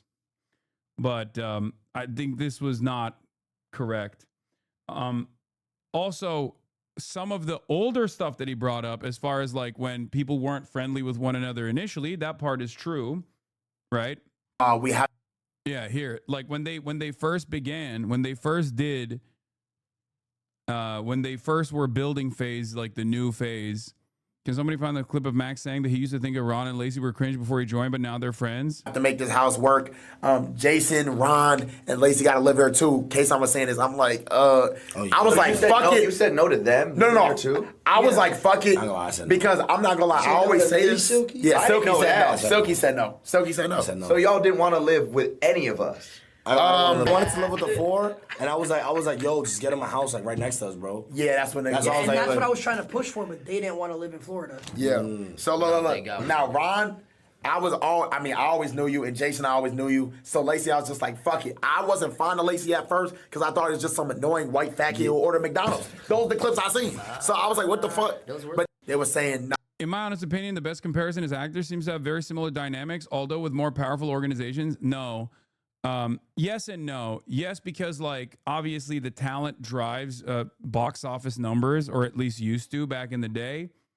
But no, because he said fat kid, chatters. He didn't say the slur you think he said. Okay? But the thing that's different is that you can't really make a whole ass movie. You can't really make a whole ass movie with just actors. Okay, whereas you can actually make like the replaceability factor with the low barrier of entry into making the same exact content that you're making in the realm of Twitch streaming, in the realm of streaming on the internet, makes it much more difficult to control. If anything, the industry that's actually very good at offering a lot of value to young talent and trapping them in the worst contracts is music. If you want to actually compare it, because like you can be a fucking musician on your own, okay? But because the record labels basically own everything and make it virtually impossible for any musician to be independent, they can be as abusive as they want to. And their contracts are, if you guys know anything about record labels, they are the most abusive contracts out there. Okay? Music probably is the most similar comparison to Twitch streaming in that regard, where musicians have deep parasocial relationships they cultivate with their fan bases. It's a very personal relationship that a lot of people have with their favorite musicians. Record labels basically own everything, though. They own the platforms. They own virtually every aspect of creating this product, and therefore they can trap you in a 360 deal, especially if they pluck you from nothingness and give you a bunch of upfront investment and then consistently farm revenue from you for the rest of your fucking life. Okay? That's how it works. Technically, you could literally be a musician on your own. All you need is all you need is your voice. All you need is your personality. All you need is your skills in writing a song. All you need is maybe, an understanding of how to produce music. But while that in and of itself, especially with how all of these tools are now readily available to you in terms of like production and stuff like that, there is, as long as you have, recording equipment, all this stuff, you could technically try and be a musician on your own, but it's much more difficult. Okay. Although DIY is more accessible than ever, they basically own every aspect of getting you on charts, and putting you up with like the best producers and crafting a narrative, crafting a marketing campaign, putting you in venues and stuff like that. And that's the reason why they can still continuously justify these hyper exploitative contracts on musicians, right? In the streaming space, they don't actually have this level of control, and therefore they can't do this level of exploitation to streamers in general. Okay? That's it.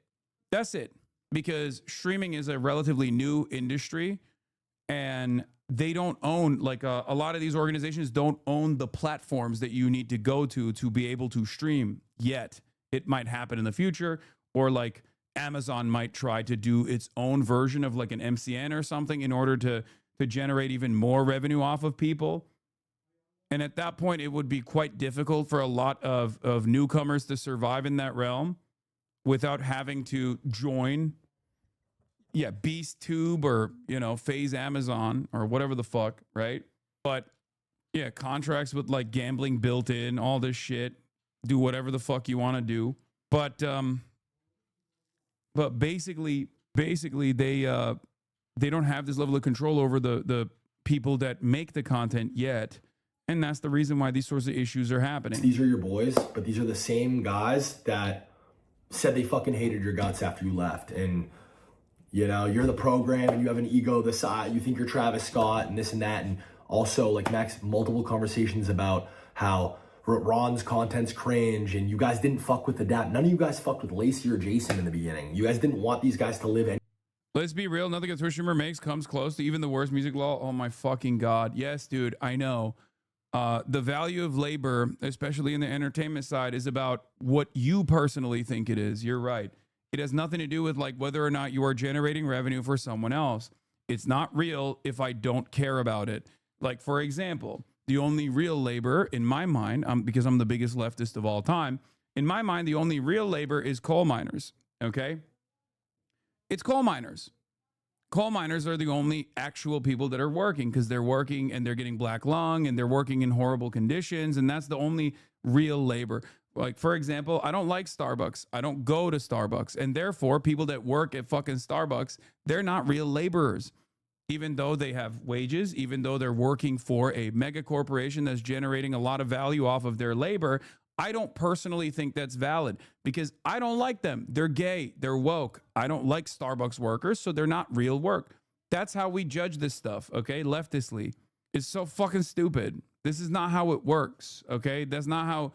This is not judged off of whether or not you say so or whether or not you like their output. I don't even disagree with you. I think by and large, including what I fucking do, Like, streaming is not a real job. I've always said this. I've always maintained this position.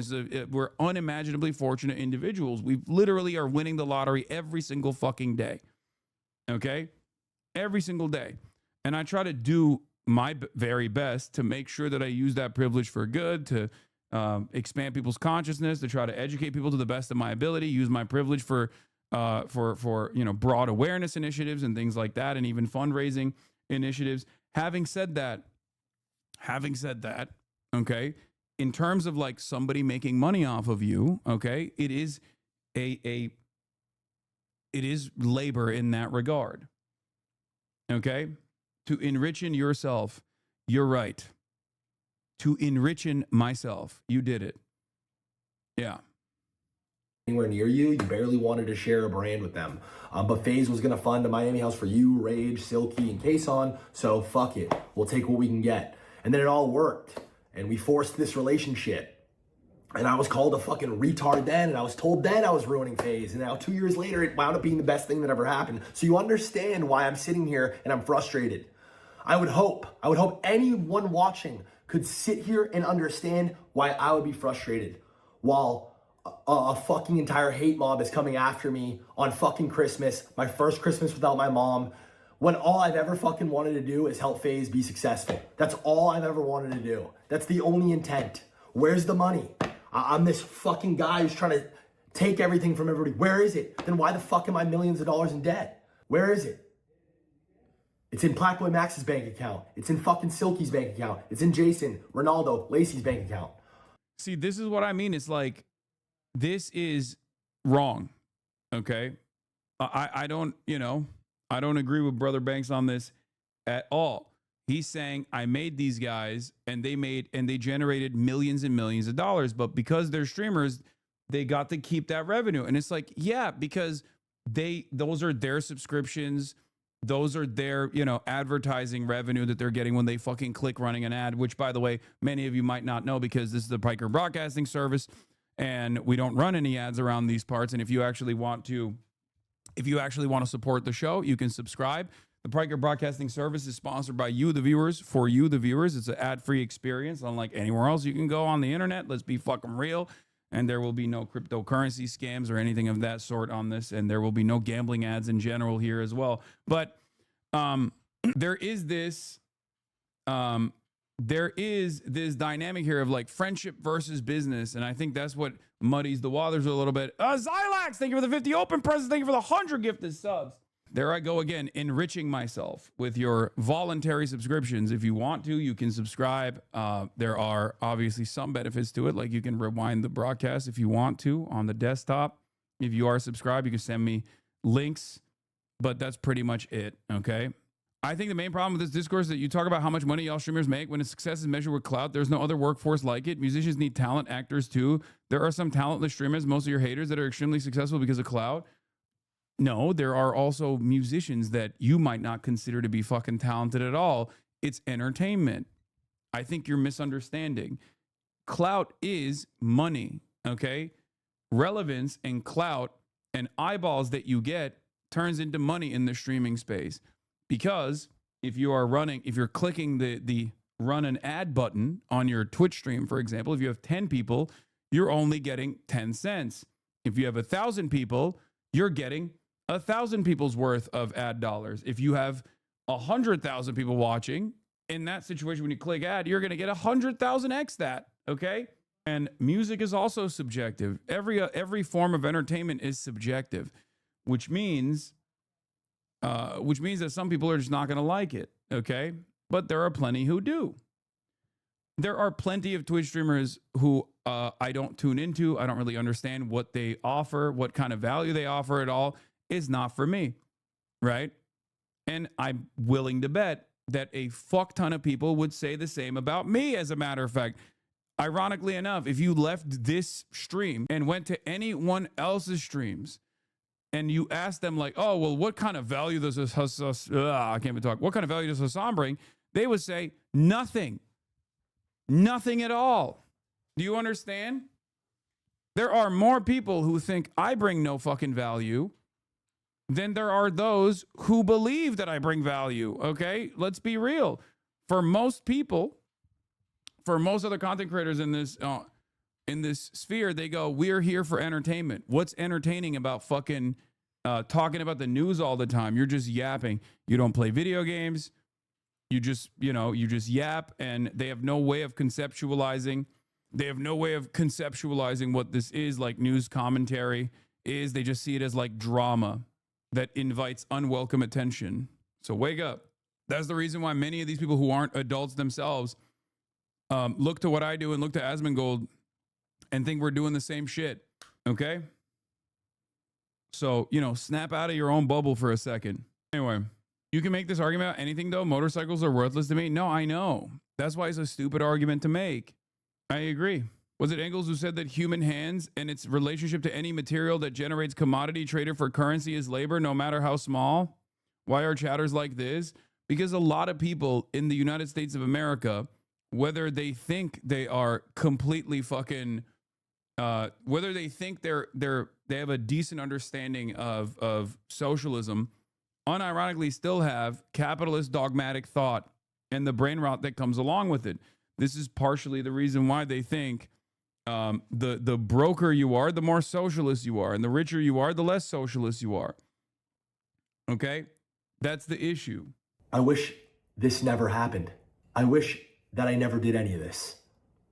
And they'll all still tell you this was the best decision they ever made in their life. I'm emotional and I'm passionate. I'm never going to apologize for that. Anything that I do, anything that I speak on, anything that I work on, any talent that I fuck with, anything that I touch, I will always be 100% 2 feet in. That's just who I am. And everything that I'm telling you guys right now is fucking straight facts.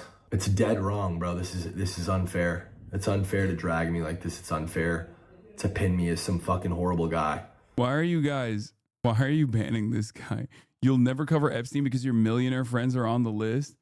Like, obviously this person is just either the most insane person I've ever experienced in the chat, or they're memeing. Okay? In either case, it's content. Okay? Again, the fact of the matter is, every single one of these guys has a bigger platform and an audience because they joined FaZe and met me, and has millions and millions of extra dollars because they met me. Whereas I, on the other hand, have lost years of my life. Look, I'm telling you right now, this is completely incorrect. Okay? I'm sorry. Who knows where Jason would be and Ron would be at this point, and I'm sure that they would not be as popular as they are currently. Okay? Because there is a lot of probability here, right? Luck plays a factor in this. But the idea that these guys' output would be dramatically different, or the levels that they reach would be nowhere near as like successful as they are if it wasn't for FaZe Clan bringing them together, is wrong. Especially because even if it wasn't FaZe, even if it wasn't called FaZe Clan, they could have just as easily found one another and decided to fucking rent out an apartment together and make content that way. Okay? Like trying to put a percentage on like what level of involvement you had, and then claiming as though, but they didn't do that. That's the point. Yes. The reason why I love this fucking story is because it is a perfect story to identify how much of a fucking capitalist brain rot you have in your mind, regardless of how long you've been a part of this community. Okay. This is the reason why capital owners say it's unfair to share bigger profits with the workforce, with the laborers. This is how they say it. They say, we made a bet on you. We made a bet on this business. We dumped a lot of upfront capital into this business. And that's why, of course, you're replaceable and you're going to shut the fuck up and do the work. And if we demand more of the earnings, if we demand more of your tips, for example, then you have to shut the fuck up and do it. And a lot of people, regardless of how socialist minded they might think they are, kind of fall into this trap no matter what happens. Okay? That's the, and by the way, chatter, I'm not like trying to dunk on you at all. Okay? I need you to understand. I'm not trying to dunk on you at all. Everybody does this because that is how hegemonic and overpowering capitalism is, where it is seen as a necessary part of our lives, our existence. Okay? But why isn't that argument valid? The reason why that argument is not valid is because, especially in the case of streaming, Jason could have been this successful or maybe even more successful, whether he was a part of FaZe or not. The notion that he had the FaZe brand associated with his name is not the reason why people tuned in. Okay? That's it. Why are you dunking on someone you're friends with? You create your own enemies, dude. First of all, I'm not even dunking on FaZe Banks, because the other side of this story where there is validity is that they did actually bring all these people together. Okay? They did. They brought these people together. They paid for a house. They didn't, at least until like recently, demand anything in exchange for that, as far as I understand. I don't know how truthful this side of the story is, right? Because obviously, if that was the case, and if these demands that FaZe as the organization was making was reasonable, then I don't think Adapt would have left, right? But what I take issue with is, I'm a Twitch streamer, and as a streamer, when I see other people say, "Oh, we made you. I made you. This company made you." That's not correct. Okay? That's not correct at all. Because especially when it comes to streaming, right? It's such a personal relationship that you have with your audience that it's just silly to make that argument. You either have something or you don't, right? Like, we jokingly say this stuff, but like Cutie, one could make an argument that Cutie had more of a profound role, played a more profound role in Jason's development as a content creator than even FaZe did, right? Because in different parts of your career, going from like 100 viewers to 1,000 viewers is a big leap. Going from 0 viewers to 15 is the biggest leap, right? It's a major leap. But even then, that's still a stretch, right? No, that's a stretch. Exactly, it is. Because nobody technically makes you. It's who you are. It's who you are and what you want to accomplish that plays a role in your content. It's that simple, okay?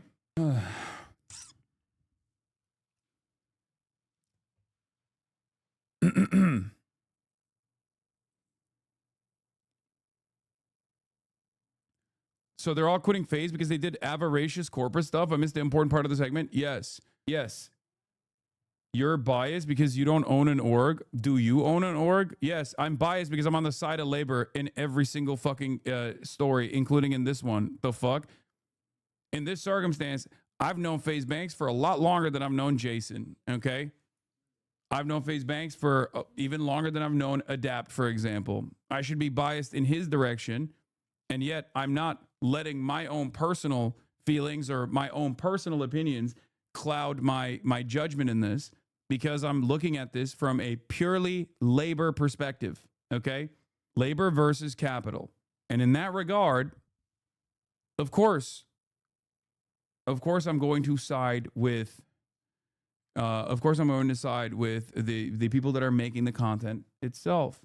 They put you on a podium to show, but the act is way more important. You can throw the act. Exactly. Because at the end of the day, if all of those guys collectively decided, I don't want to fucking stream tomorrow, then what kind of money is FaZe Clan making? Nothing. Okay? That's how it goes. You can play a role in the development of talent, and I'm sure FaZe did, right? Definitely. But the reality of the matter is the much larger share of responsibility in terms of all of the output still comes from the individual content creator. To this shit, and am significantly worse off financially. Significantly. This has destroyed me. My whole life has been completely destroyed in the last 4 or 5 months, but nobody... I'll be honest though, I don't even know why FaZe Banks is related, or not even FaZe Banks, but Brother Banks is even related in this story, because I don't know enough of the details of what happened in the background. The first time I even saw someone respond or even bring up Brother Banks, not FaZe Banks, formerly known as FaZe Banks, now known as Brother Banks, FaZe Up, is because Blackboy Max played that laugh track over his tweet, and because he even tweeted about it in general. And then also on top of that, Also, on top of that, he came out with this statement. Gives a fuck, because I don't have a Twitch chat, and I refuse to be one of the people to just do what you guys are telling me to do. I don't know, guys. This streaming shit is so fucking fried. It really is. The narratives, the clips, the fucking the appeal to comms and chat, and like the willingness to just fucking, you know, it's funny. Everybody looks at these streamers as guys. Yeah, to your point about FaZe needing the creators, not a soul knows Jason is FaZe Ween. Yeah. I mean, one of the greatest examples of this is fucking Plaqueboy Max. Plaqueboy Max pulled the ripcord out before anyone else did. And at the time, he was getting like yelled at a bunch. Okay. And guess what? Did Plaqueboy Max die off into irrelevancy post FaZe? No. I'm the real Plaqueboy Max. I mean, he's still serving it up. That's it. That's all you need to fucking know. It's not how this works, you know? So if you were Banks and you made these guys millionaires, you wouldn't be mad if they didn't give you 20%? Brother, he didn't make them millionaires. That's the whole point. You think that. That's not how it fucking goes. What the fuck?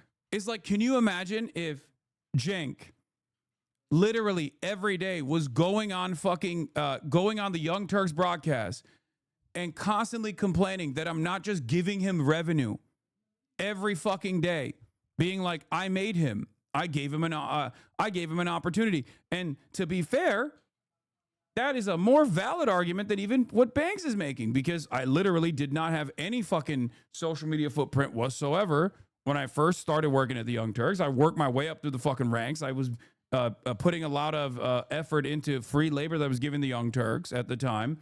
Made all these different shows and shit. Shows were banging. Didn't have any fucking control over even I had control over my own editorial output, but I didn't have any IP control over the shows that I was making. And I wanted to make my own thing. But can you imagine if he was like, yeah, no, it's just, you know, I'm demanding I'm demanding 20% of the revenues because you would not be known. You would not be known if it wasn't for the Young Turks. That would be absurd. Everyone would understand that that is fucking absurd, right? I think.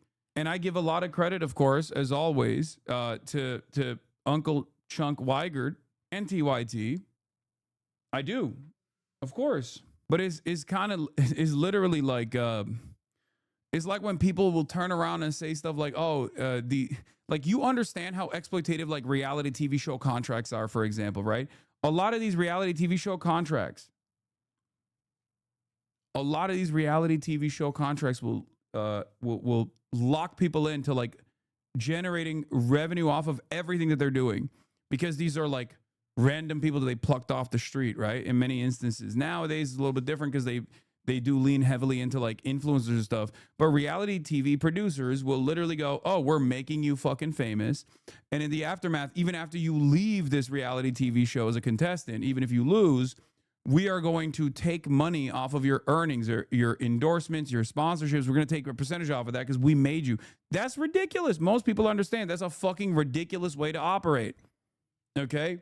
It's crazy.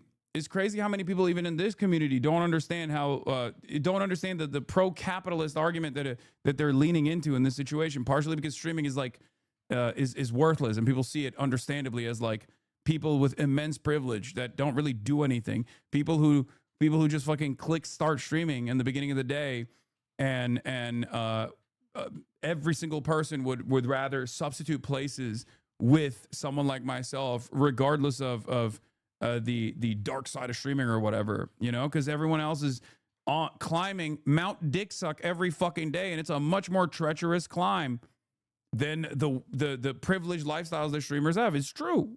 It's true. More accurately, it'd be if you got mad at that Will, Cutie, and Austin aren't giving you 20% of their stream revenue for having a podcast with you. It's just absurd. No disrespect to Brother Banks. I see why he's upset, but gotta call a spade a spade. Exactly. And it also doesn't make any sense. And it also doesn't really make a lot of sense because, like, do you demand 20% from Kaya for making her famous? Yeah, all the time. I know you say it's objective, but streaming truly isn't meritocratic because there's lots of morons out there, like Nazis are out there making millions under the same model, and something about that just feels icky, but I guess not really a solution. I mean, If that's the market demand, if we're looking at it purely as a mode of entertainment, if that's the market demand, then they are fulfilling a market demand. That is it. You know, it's still work. I don't agree with it, and I think that kind of work shouldn't even exist. But it's still work in the way that we're talking about in the analysis that we're conducting here. And people who have these massive audience and have influence over millions of people and can impose their opinions and their will on millions of people, but it's not true. It's the exact opposite. The traditional influencer is dead. These kids are the most heavily influenced people on the planet. They are puppets attached to millions of. Also, even if he did, that's not how life works. You don't get to retroactively demand people pay you millions of contract. What people also don't understand is that Banks wasn't doing charity. He brought them together for a purpose, reviving FaZe. He gave them shit for free because of that. He got what he wanted. FaZe is popping again, and he's mad his gamble worked, and he didn't exploit them more while he could. I don't even know how much of that anger is coming from Brother Banks. I genuinely thought that this was just like the corporate side demanding more return for their initial upfront investment. But yeah, in that regard, you know, putting them in front of all these other like famous people and like setting up these collaboration opportunities, the upfront investment into like renting out fat houses and all this shit. Yes, that played a role in these guys blowing the fuck up. Okay. But at the end of the day, they were the ones who were blowing the fuck up. They were the ones who were blowing the fuck up. So I don't even understand how like if he already pulled out the ripcord and he exited, I don't even know what he's like mad about in this situation, because he already put the money in and then he pulled it out. Maybe he didn't get like everything he wanted to. I don't know. Strings. And if their comms and their fucking chats say that the sky is red and they disagree and they say, no, chat, I think it's blue. I think it's blue. Once that fucking viewer number starts to fall off, once they start to see L's in their chat, once they start to see hate threads in their fucking comms, they switch up real quick and it doesn't matter. It doesn't matter about objective truth. It's the sky is red. I've been trying to talk to these guys for 4 or 5 months and they don't give a fuck. All they care about is their stream, which is completely fine. I don't need them to give a fuck. I don't need anybody to pretend to care. I'm done pretending to care. But if I had 100,000 viewers, if my name was Kai Cenat, they'd fucking be on my dick. They'd be welcoming me with open arms. I would have had a big fucking red comfy chair at the Streamer Awards to fucking, hey. You must have never seen a Hasan chat? No, I don't think he, I mean, what he's saying is that like a lot of content creators are, they live and die by their audiences. Obviously, I'm not one of them. I fucking yell at my audience all the goddamn time. And it does cause a lot of disdain for many people who have been long-term community members who get fucking really upset, really butthurt, and they leave and they become fucking lifelong haters and shit. He's basically saying like all these streamers are audience captured. I can't really speak on all of these new creators and whether they're audience captured or not. I think a lot of streamers are audience captured to a certain degree. It's not wrong, like for sure. I don't think it's there is some truth to it, especially but like non-directional streamers. Like if your job is like to be a people pleaser, if your job is to like generate a big audience and entertain them and stuff, like there is definitely a little bit more of leaning into whatever your fucking audience says about you. But like I think one of the greatest examples of these guys not being super audience captured is their fucking fan bases. There's plenty of these streamers whose fan bases actually fucking despise me. And they've never had an issue with like collaborating with someone like myself, for example. So if they were incredibly audience captured, then they probably would never do that. And you can say, Hasan, you have clout, right? I am still one of the largest content creators on this platform, but I do think that if that was the case, if that was the fucking case, like it's much easier to just say like fuck Hasan, as many people have done so in this sphere, in this industry, right? Did bro forget about Kayagate Lamau? Yeah, bro did forget about it. You want to know why bro forgot about it? Because one, it was ridiculous to begin with, and two, I've collaborated with a fuck ton of people since then. That's the whole point that I'm making. FaZe fans hates your guts law. I don't think that's even the case. But there are plenty who don't. There are plenty who just only look at TikTok and don't really have any fucking any opinions that they have on politics, and they think I'm like, you know, some fucking random dickhead who's always covering drama or whatever, but it doesn't matter. Ultimately, regardless of what the fan bases say, if that was the case, then Adapt and I would never collab, for example. If that was the case, I wouldn't ever collab with Your Rage. If that was the case, I would never collab with Jason. So it's just they're not, I don't think they're that I don't think that audience captured. Come fuck with us, bro. Let's do a stream tomorrow. Like, that's just what it is. And you guys know that's what it is. And anybody arguing against that is just fucking completely lost. These relationships. You have Jewish fans besides me? Brother, what the fuck are you talking about? I'm Jewish, but I fuck with you. Do you know how many fucking Jewish fans I have? Dummy. This is what I mean. Not only do I have hella Jewish fans, well, because you say crazy stuff about Israel. First of all, I don't say crazy stuff about Israel. I say correct stuff about Israel. Chatter, you're going to find out. You're going to be real shocked to find out. I have Jewish fans in Israel. Brother, Chatter said, as a Jew, all Jews have the same opinion. Do you agree with every single Jewish person you've ever met on every issue? If the answer is no, then, you know, you can probably understand that there are plenty of anti-Zionist Jews, for example. As a matter of fact, I would say that is, you know, a big part of what I try to instill in people is that, like, you can have a difference in opinion with the majority perspective, regardless of how much people try to pummel you with this propaganda. Yeah, I have Jewish fans in the Knesset. Dr. Ofer Kasif. I don't agree with Palestine, though, but I'm a fan of your content. You don't agree with Palestine? The fuck? Brother, you are in the minority here for that perspective, not because you're Jewish. You're in the minority amongst Jewish fans of mine as well. Certainly. At least you recognize it exists? No. Chips are fucking fraudulent. The fucking, it's just, it's. Do you have Filipino fans besides me? Get the fuck out of here. Are you kidding me? That's a silly ass question. I mean, I'm a servant of Swagapino supremacy, okay? Get the fuck out of here asking me silly ass questions like that. Pinoys don't fuck with Hasanabi? That's literally not true. Pinoys are the backbone. Pinoy gang is the backbone of this community. Also, the gays are the backbone of this community. Let's be real, but that's also like basically it's redundant to be like Pinoy gang and also gay gang rise up. It's fucking fried, bro. It's fucking fried. And I'm happier than ever to be going my separate way. And I'm glad that what happened 5 months ago. I'm happy to be off of it. There is no future for me in FaZe. There is none. That was my last try. That was it.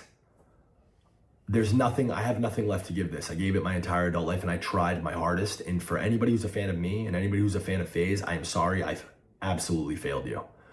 And the one thing I'm perfectly okay with taking accountability for is being the root cause of all of this. Because at the end of the day, I am. This is, in a fucking twisted way, all my fault. Because at the end of the day, I put these guys in a room. At the end of the day, I went and raised money. I convinced, these business people that this vision and these guys were a good bet to take. I thought in good faith that, if we gave people careers, if we fucking gave everybody the best resources and this shit worked, then... Bro, the problem in this situation is they didn't need to put however much investment did they put into it. And I don't know what the actual numbers look like, but like they could have had a sustainable business model without all of the fucking money that they dumped into it, if they did, right? Like the notion that you feel the idea that you're gonna like without a contract up front, and even if that contract existed, by the way, I still think it would have been far too exploitative and far too demanding if you were like literally demanding 20% of their overall revenue, for example. And I don't have enough we don't have enough evidence at this point to see whether or not that's like a stipulation in the contract. But if that was the case, then that's unacceptable, right? But the like this is it's like getting upset that you made an investment. You made an investment, right? And that investment actually succeeded in the way that you wanted to make this investment because you wanted to revitalize the FaZe brand. The reason why you wanted to revitalize the FaZe brand is so that you could sell stuff to the new FaZe audience with the association of the FaZe brand. That succeeded. But instead of just like finding more sponsorships to bring on, asking for a higher percentage of the revenue that they were generating on their own, I mean, that's not going to work. That's why I think that's why I personally think the analogy with like waiters is a great example of this, where it's like you're demanding that the waiting staff, because of all the upfront investment you put into like putting this business model together, the waiting staff are making tips, and people are coming in specifically to see the waiting staff, and now you're like, well, I kind of want some more of the tips because otherwise we're just gonna go bankrupt. It's like really fucked up. That's not how it goes, you know? Yeah, or bartenders, an even better example, right? They do that though. I know, and it's fucked up when they do that. That's the whole point.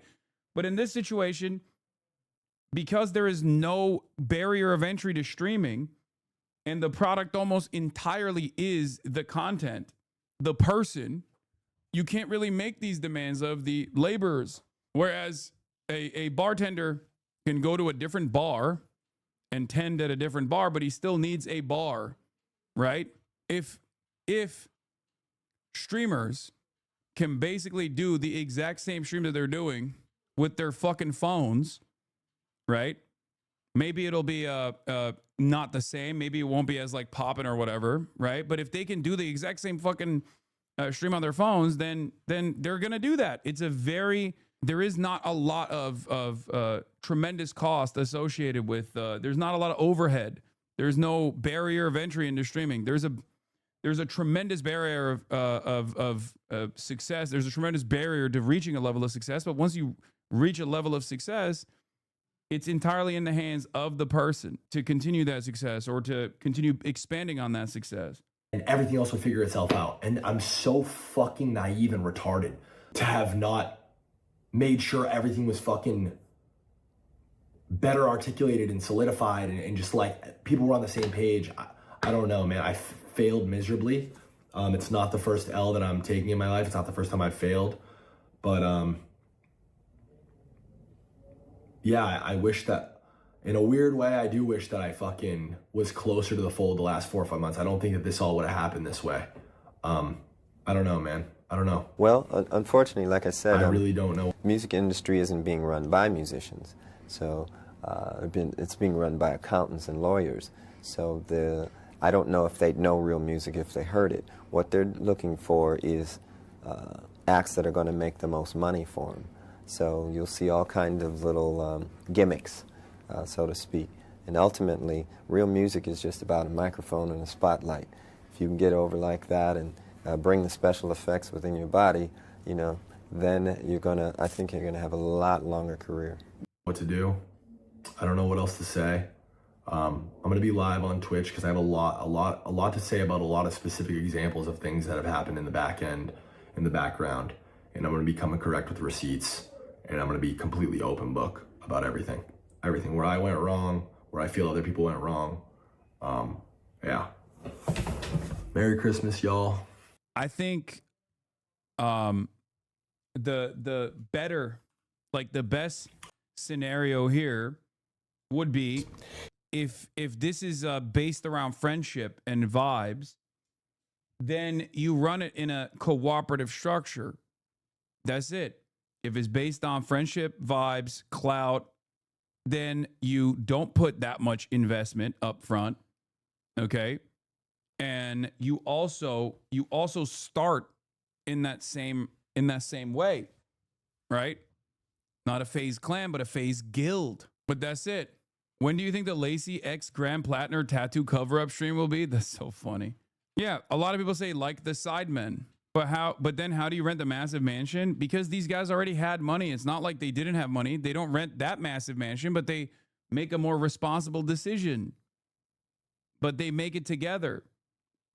That's how it works. How do you do you not understand that? It doesn't have to be. How much more impact does that have when you're in a massive mansion like that one?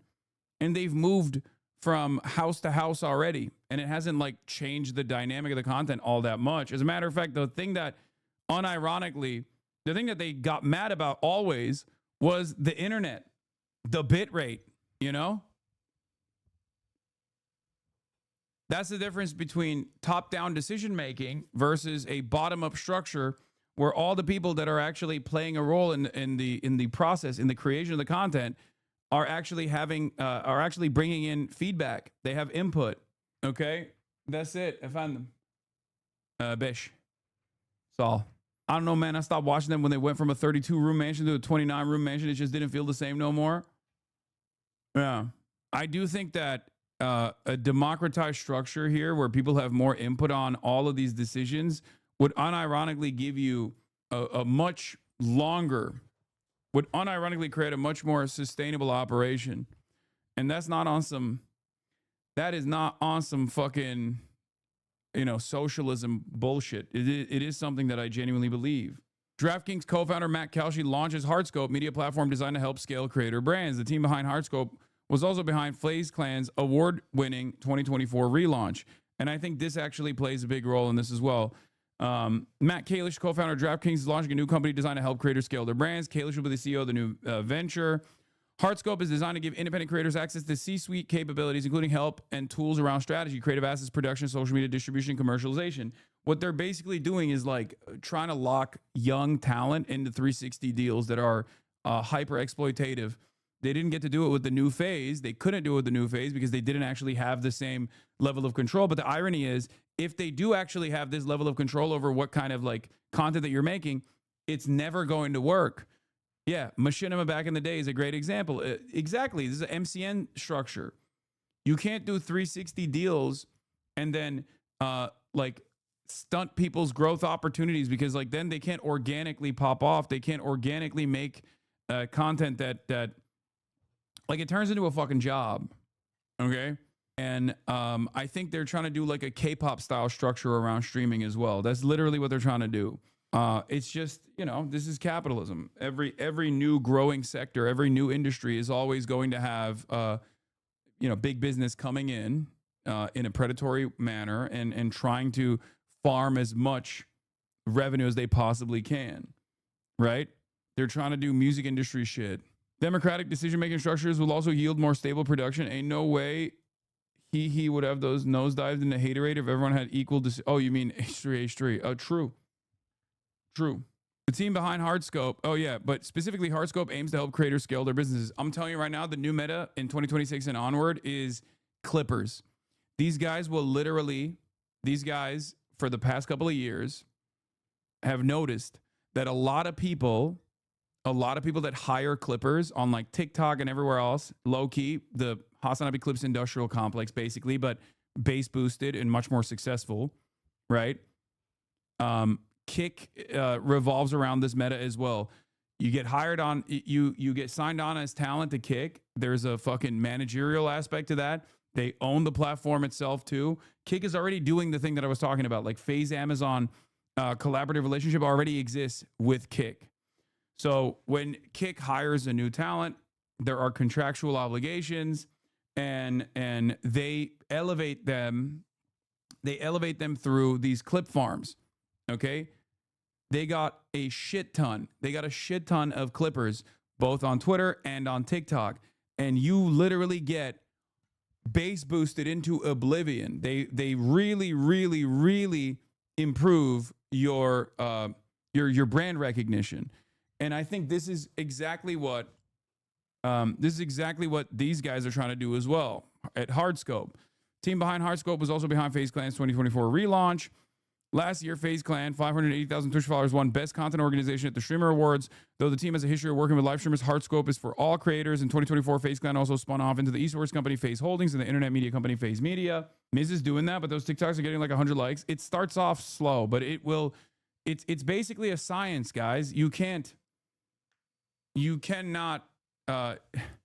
It's undeniable. No matter how fucking shitty your brand might look like, the more you see it, the more you generate eyeballs and attention, either as a lol cow or either as like a cool guy. These clippers are what make you into a person that is impossible to avoid. Okay. As long as you are getting views, okay? Miz is popping off on Twitter because of the Kick Clippers. Yeah, exactly. That's how it is. You get on Kick, you sign off on the managerial side as well. They flood the zone with your clips. You become impossible to avoid. And we've covered the we've covered this before. Bloomberg also covered this as well. Paid armies of Clippers boost internet stars like Mr. Beast. This is the new meta, okay? This is the fucking new meta. And that's what Heartscope, I think, was trying to do. Heartscope was trying to lock these guys into a contract, but they didn't do it early enough. But this was proof of their work, basically. It's science because the Clippers have hacked the algo. Exactly. Makes you wonder at what point your haters will realize they've immortalized you. Yes and no.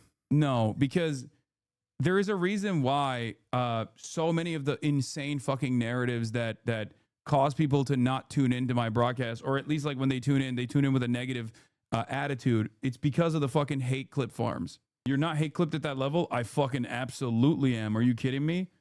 I mean, the same people, the same people that are getting paid to consistently pump out kick streamers are the exact same people that have been doing that nonstop.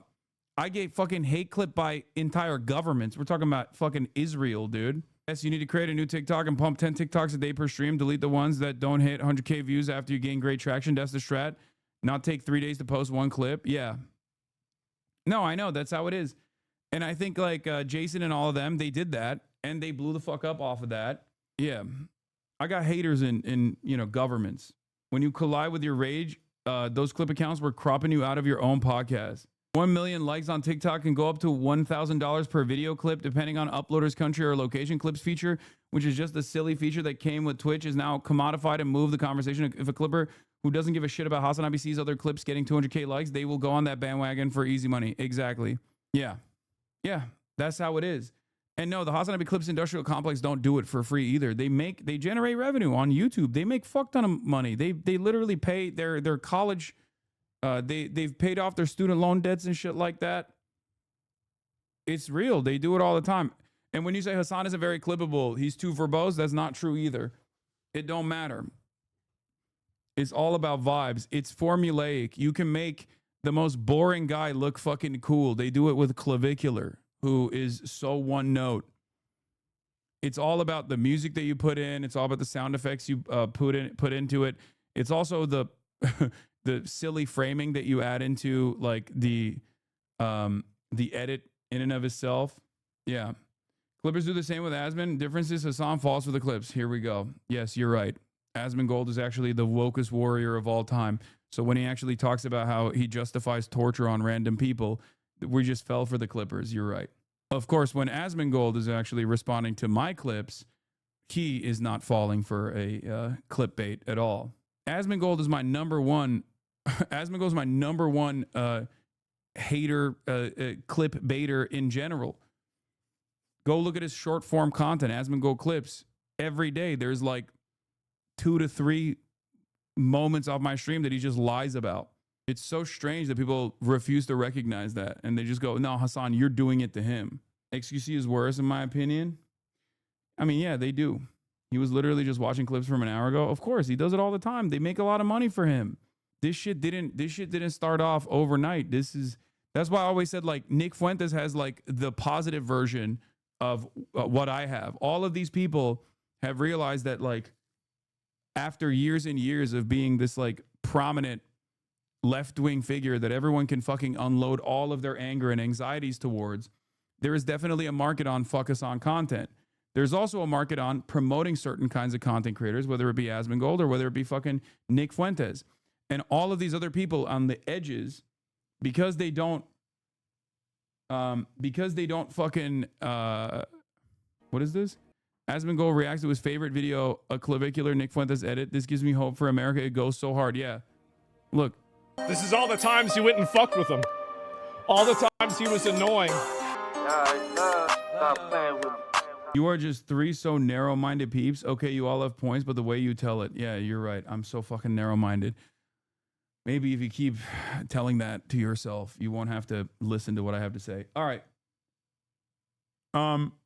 My point was, there is a big reason why there is like an endless amount of scrutiny on everything that I do and a negative framing on everything that I do on the stream, which Asmongold does not receive. Okay, it's because all the supposedly apolitical sloppers, the slop content creators, the drama creators, they have realized that like if they do fuck song content, I'm not going to attack them, you know, and they're going to farm a lot of revenue off of it. But if they do fuck Asmongold content, at first they might have Asmongold's fan base come after them or stop watching them, and they're too afraid of that. That's it. You dye the hair on your head, but not the hair on your face, or are you retaining color up top that well? Yes. All right. None of your haters online ever have a response for why that isn't just a lie. I know. All right. God damn, he just reacted to you. You're reacting to him. You gets gotta just chat. I know you say he won't, but damn, why are you asking me this question? I have said already that I'm willing to talk to him. He's the one who doesn't want to talk to me. Okay? He's the one who wants to talk over what I'm saying, because he knows if we were to have a normal conversation, his audience would actually be a lot more responsive to what I have to say. Yeah. Or even in that moment, we'd have a conversation. He'd be like, "Yeah, you're very reasonable, actually. Never mind." And then next week, he'd consistently call me a fucking terrorist. Seems open to it at least one time recently. Yeah, I don't think so, because if that was the case, he would actually. All it would take is for him to say, "Yeah, I'm down to talk to you about this issue." That's it. That's all it takes. I've said over and over again. That I'm down to do that. United States forces have launched missile strikes. We're going to talk about the Islamic State, but this time not in the Levant or Iraq and Syria, but this time the Islamic State in Africa. Against the Islamic State group in northwest Nigeria. US Africa Command said they were carried out in coordination with the Nigerian authorities and killed what it called multiple IS terrorists in Sokoto State. Nigeria says it was involved in the planning of the operation, and the US military posted a video showing a missile being launched from a naval vessel. On social media, President Trump described the Islamic State group as terrorist scum and accused the group of targeting and viciously killing primarily innocent Christians. While speaking to the BBC World Service, the Nigerian foreign minister defended the military action. What I can confirm is a joint operation between Nigeria and the US that has targeted terrorists. It has nothing to do with a particular religion. It is, as far as we're concerned, targeting terrorists that have been attacking Nigerians, period. So it has nothing to do with one religion or another. And nor does it have anything to do with Christmas. It could be any other day. It is to do with attacking terrorists that have been killing Nigerians. Well, our reporter in Lagos, Magwachi Okafor, is following developments. The US has confirmed, even the Nigerian government has confirmed a joint attack in the northwest part of Nigeria, specifically Sokoto State. Now, over the years, for more than a decade, Nigeria has been battling insurgencies, specifically from armed groups and jihadist groups. In November, the US president did say that there was potential that he was going to go in guns a-blazing and carry out strikes potentially in Nigeria. But now we have... It's so funny that the Nigerian government's like, "Oh yeah, no, this was totally, we totally also wanted this." The fuck are they supposed to say in the situation? Of course they have to fucking play ball. It's Nigeria. You know? Also, I'm not oblivious. Another major oil country. Now, the thing is, ISIS, I think one could say ISIS is, and the Islamic State in general is a Western intelligence-backed operation for the most part. And it's very interesting to see its operations have moved away from the Levant in the region of the Middle East, where Israel has dominated virtually every single country that ISIS was an operation on. ISIS was an operation over. And now they are moving and have been moving to Africa. Okay? They've been moving for a long time. I thought Trump beat ISIS. Yeah, I mean, I guess not. Now, the thing about ISIS is that it just happens to work anywhere where America has any interest in destabilizing or any interest in having control over, because all of a sudden you have these like Salafist groups, you have these Wahhabist groups that are wreaking havoc in a country that does not have the organizational tools or the weapons to be able to just like overcome consistent acts of terror, right? So they have to rely on American military deployment to take care of the problem. Or they happen to operate in a lot of these places. Pure coincidence, by the way. ISIS happens to operate in a lot of places where you have a competitor, another foreign country that also is sending in or deploying their own private military contractors, for example, like the Wagner Group, or countries that have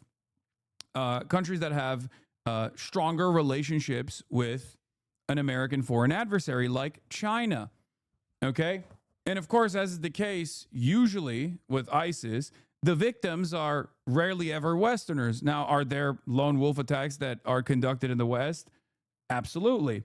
But for the most part, the wide majority of the victims are oftentimes either Muslim or Arab themselves, Arab of like different religious background. But the bulk of the ISIS deaths, the bulk of the people that ISIS kills, will always be and has always been, not Israel, for example, which is right fucking there, but Muslims, Yazidis, people of Arab descent. And I suspect that the same issues take place in the African continent where ISIS is operating as well. ISIS USA backed is a crazy take. Is it? Saying that ISIS is USA backed is a crazy take. Yeah, it's a fucking crazy take if you don't follow or pay close attention to what the fuck's going on. The fuck do you mean? It's not a direct involvement, okay? The American government is not going to directly involve themselves with ISIS, but they will fund the countries that are then directly involving themselves with ISIS, whether it be Turkey. That was a huge fucking deal a couple of years ago. The guy who actually uncovered the relationship between ISIS and Turkey, even though ISIS literally blows up shit in Turkey as well, by the way. Just remember, who do you think is responsible for that partnership? Do you think Turkey was doing it on their own? Fuck no. Of course not. Turkey's doing that for America as a NATO country. I mean, the guy who branched off of ISIS, like literally branched off of ISIS, is now the president of Syria. What the fuck do you think happened there? How do you think that happened? You think you had a come to Jesus moment? This isn't sound analysis. ISIS is a label. There's little to no crossover or real communication between the ISIS in the Sahel and the ISIS in the Middle East or Afghanistan. It's an affiliation by announcement, not organization. There's no evidence so far that the Sahel groups are U.S. backed. I'm not, but notice how you're not saying that there isn't U.S. backing with the ISIS operations in the Middle East. I think you and I both agree and understand that there is U.S. backing, or at least secondary U.S. backing, U.S. allies backing, and offering logistical support to ISIS in the Middle East. I'm simply stating that there is some evidence of that, yeah, especially via intelligence, yes. So, if that's the case in the Middle East, don't you think that it's a little suspicious that a similar relationship might also exist in Africa as well? The Sahel security situation is extremely different from the Middle East. I'm just saying it's always strange that ISIS rears its ugly head anywhere where America has to intervene. And it's not like America has not intervened or at the behest of Western capital in the past in Nigeria. They quite literally did do that when I believe it was Shell. I believe it was the Shell Corporation, when they couldn't get a decent contract or the kind of contract that they wanted from the American government, actually directly activated tribal leadership and caused similar acts of terrorism. But this ISIS and that ISIS are totally different situations. The Sahel ISIS affiliate institutions have been here for over a decade. I'm just saying that there is a pattern there, and it's one that actually still favors American intervention. although the Islamic State is not directly affiliated to the Islamic State in the Levant or in Iraq and Syria, I think that the relationship eventually, we will find out, is not that dissimilar. I also follow the Sahel closely and agree with your analysis here. It only is really ISIS by affiliation. The groups have local grievances, mostly no intent to create a caliphate. Guys, I don't think that the ISIS intent to create a caliphate was all that valid either. I think that's just, once again, what do I always say? Religion, or whatever kind of like fundamentalist attitude that one has over their own version of religious interpretation, is simply a galvanizing principle. It is not the main point. Okay? It's a localized version of the Wagner Group, if you want to call it that. Basically like a less sustainable localized version of, like, the Wagner Group operates at the behest of Russia. So they go to places that Russia wants them to go to, and they exchange security contracts for extraction of natural resources. ISIS, on the other hand, is utilized in a different manner. America and Western countries do a different version of this, where they don't actually send in their guys immediately. First, they create a necessary security environment, and the necessary security environment comes from that local instability. Now, that local instability may or may not come from the hands of ISIS. But ultimately, when ISIS is there, America has to be there as well to combat ISIS. ISIS is simply just a way to threaten and destabilize countries that don't have the same resources to be able to deal with this kind of with these kinds of fucking monstrous acts of terror. Seen this happen. While the US president did say that this was an attack on Islamists, what he called Islamic terrorists, targeting particularly Christians, the Nigerian foreign minister has sort of also said that this is more on just what he has called attack on terrorists. Is this public knowledge or just theories? Okay. I'm working off of the same analysis that I have for ISIS in the Islamic State in Iraq and Syria, or ISIL, Islamic State in the Levant. Okay, this is a different variant of it, and it's been around for a very long time. And the Islamic State in Africa has different ties. They don't operate like if ISIS worked alongside NATO countries like Turkey, for example, or have offshoot groups like the FSA that Turkey trained and utilized and deployed in Syria, that was comprised of Turkic nations, all the way, including like Uyghurs, right, from Xinjiang. ISIS is going to have, or not even ISIS, but the Islamic State in Africa, specifically in Nigeria, is going to have different goals, different opinions. It's not comprised of the same people. And the regional players, I dropped my phone. The regional players are not going to be the same either. It's going to be different.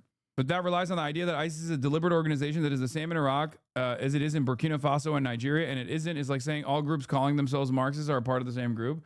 Okay.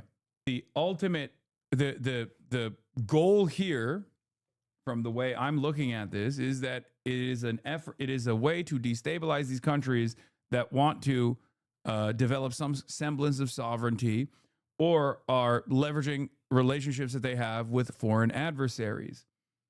They just happen to be in operation all the time. They just happen to be in operation in places where America does not want better relationships with America's adversaries. That's all I'm saying. And yes, at this point, this is absolutely suspicion. This is my suspicion. Wee woo. This is speculation. Okay? There isn't as much hard evidence tying, at least as far as I know, tying the Islamic State operations and numerous other like jihadist groups, okay, in Africa, back to American interests, in the same way that I can directly tie in the aftermath of the global war on terror directly back to America and American allies in the region, okay? Because ultimately Israel is right there. Ultimately Turkey is right there. These are profoundly important allies for the United States of America. So, there is that element. As far as like Sahel, you could even make an argument that this is French intelligence intervention.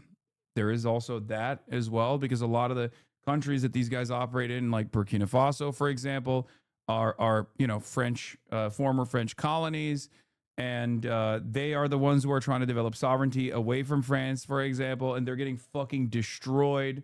Okay, like Burkina Faso, Ibrahim Traore is having a very difficult time combating Islamic terror in his country right now. Okay. And it has absolutely gotten way worse since he took over and said he wanted to be a sovereign country and develop sovereignty from France. Attacks recorded in Africa in the first 5 months of 2018. Many are by groups fighting in the ongoing civil wars in South Sudan and the Central African Republic. Others are riots against governments in southeastern Africa. But these are different. This is from 7 They're years attacks ago. by Islamist militant groups. Some claim to be branches of the Islamic State, while others claim to be Al-Qaeda. Both groups are usually associated with the Middle East, but for the past decade, Islamist militant groups have been spreading across Africa, where they've continued to find places to organize and launch attacks. Their success has pushed these fragile states into deeper turmoil, and it's made the region one of the most dangerous in the world. To understand how these terrorist groups got to Africa and why they're so successful there, it helps to start in Nigeria. Nigeria has the biggest population and economy in Africa. Wealth industry and major cities are mostly in the south, while the north is poor, marginalized, isolated, and home to most of Nigeria's Muslim population. It was here that a radical Islamist group called Boko Haram took shape and turned violent in 2009. They started razing villages, slaughtered men and women, and kidnapped children who were forced to carry out suicide attacks. The Nigerian government cracked down, but the group continued to grow. In 2014, they got international attention when they kidnapped close to 300 schoolgirls in Chibok. Isn't Algeria packed with them too? My mother is a judge at the Algerian Supreme Court and she gets tons of terrorists. Oh, Algeria is unfortunately also a deep vein for, yes, this kind of, no, it's not a don't say that situation. Yes. Like modern Algeria definitely has a lot of issues with this as well.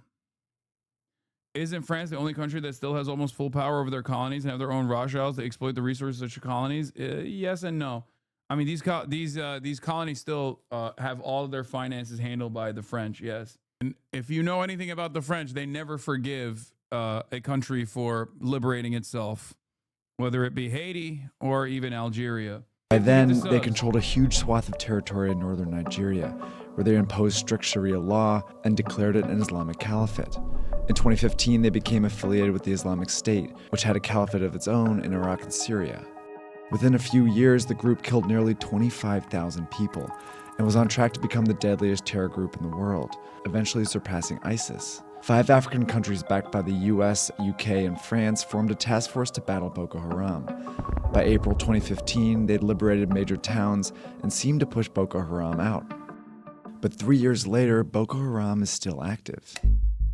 The group had shifted its focus to the Lake Chad region, one of the poorest places in the world. The lake touches the borders of Nigeria, Niger, Chad, and Cameroon, but none of the state governments have any real presence here. This is where Boko Haram is operating. They've been raiding local villages for food and capturing men to serve as fighters. In 2016, the group split into two.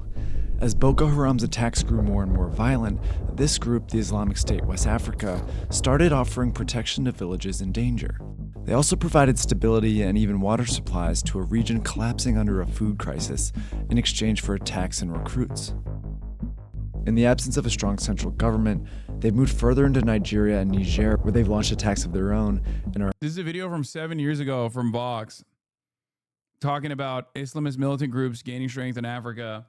And even Boko Haram itself is like, Boko Haram itself, if I'm not mistaken, is also an offshoot that turned into its own thing, its own separate thing. But they're all offshoots of like the same Daesh, ISIS, Al Qaeda style forms of militancy. We saw many different versions of this in Syria. HDS is a direct example of this. HDS was an offshoot of ISIS affiliated groups, al-Nusra in Syria. And the the common principle, I guess, is that they all are. HTS is an offshoot of Al Qaeda. Sorry. Well, yeah, Al Qaeda. Al Nusra was Al Qaeda, and HTS is an offshoot of Al Nusra, isn't it? Yes. Al Nusra is an offshoot of Al Qaeda in Syria. Yes, they left Al Qaeda in 2016 and formed HTS in 2017.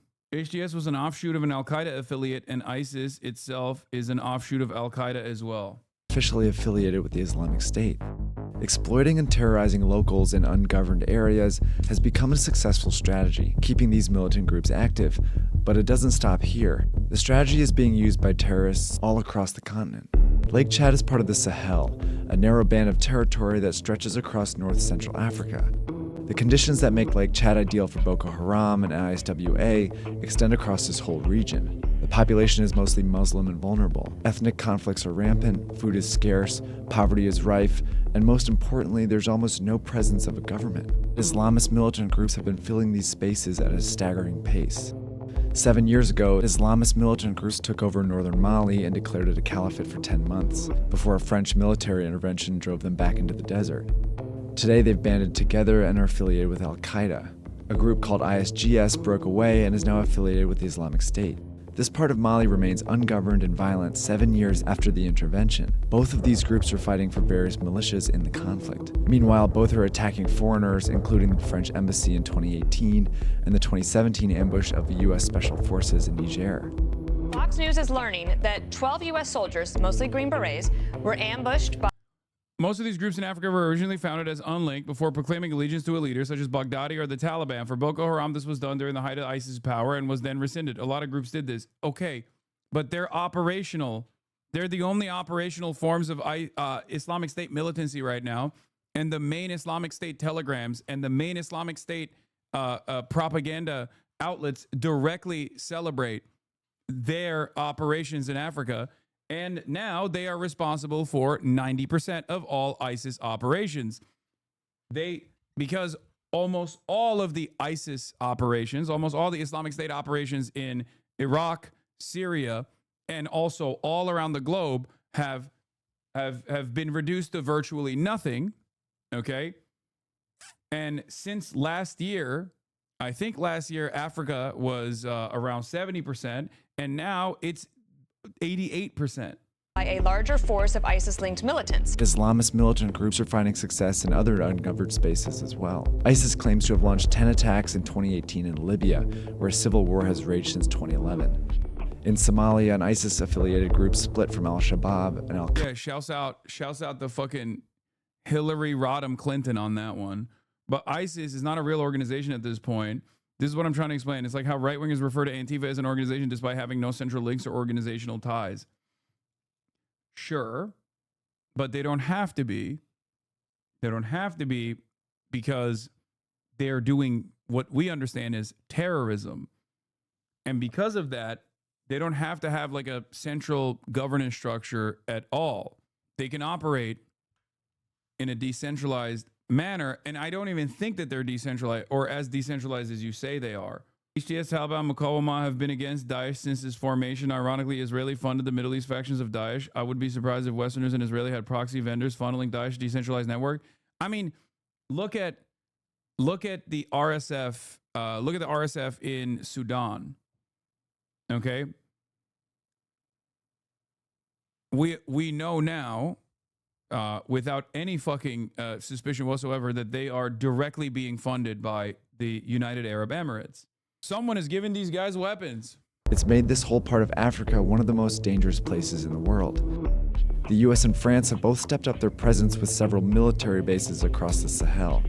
But drone strikes and special forces alone are not the solution to the Islamist terrorism in Africa. As long as there are places with poverty, conflicts, and no government, terrorist groups will be here.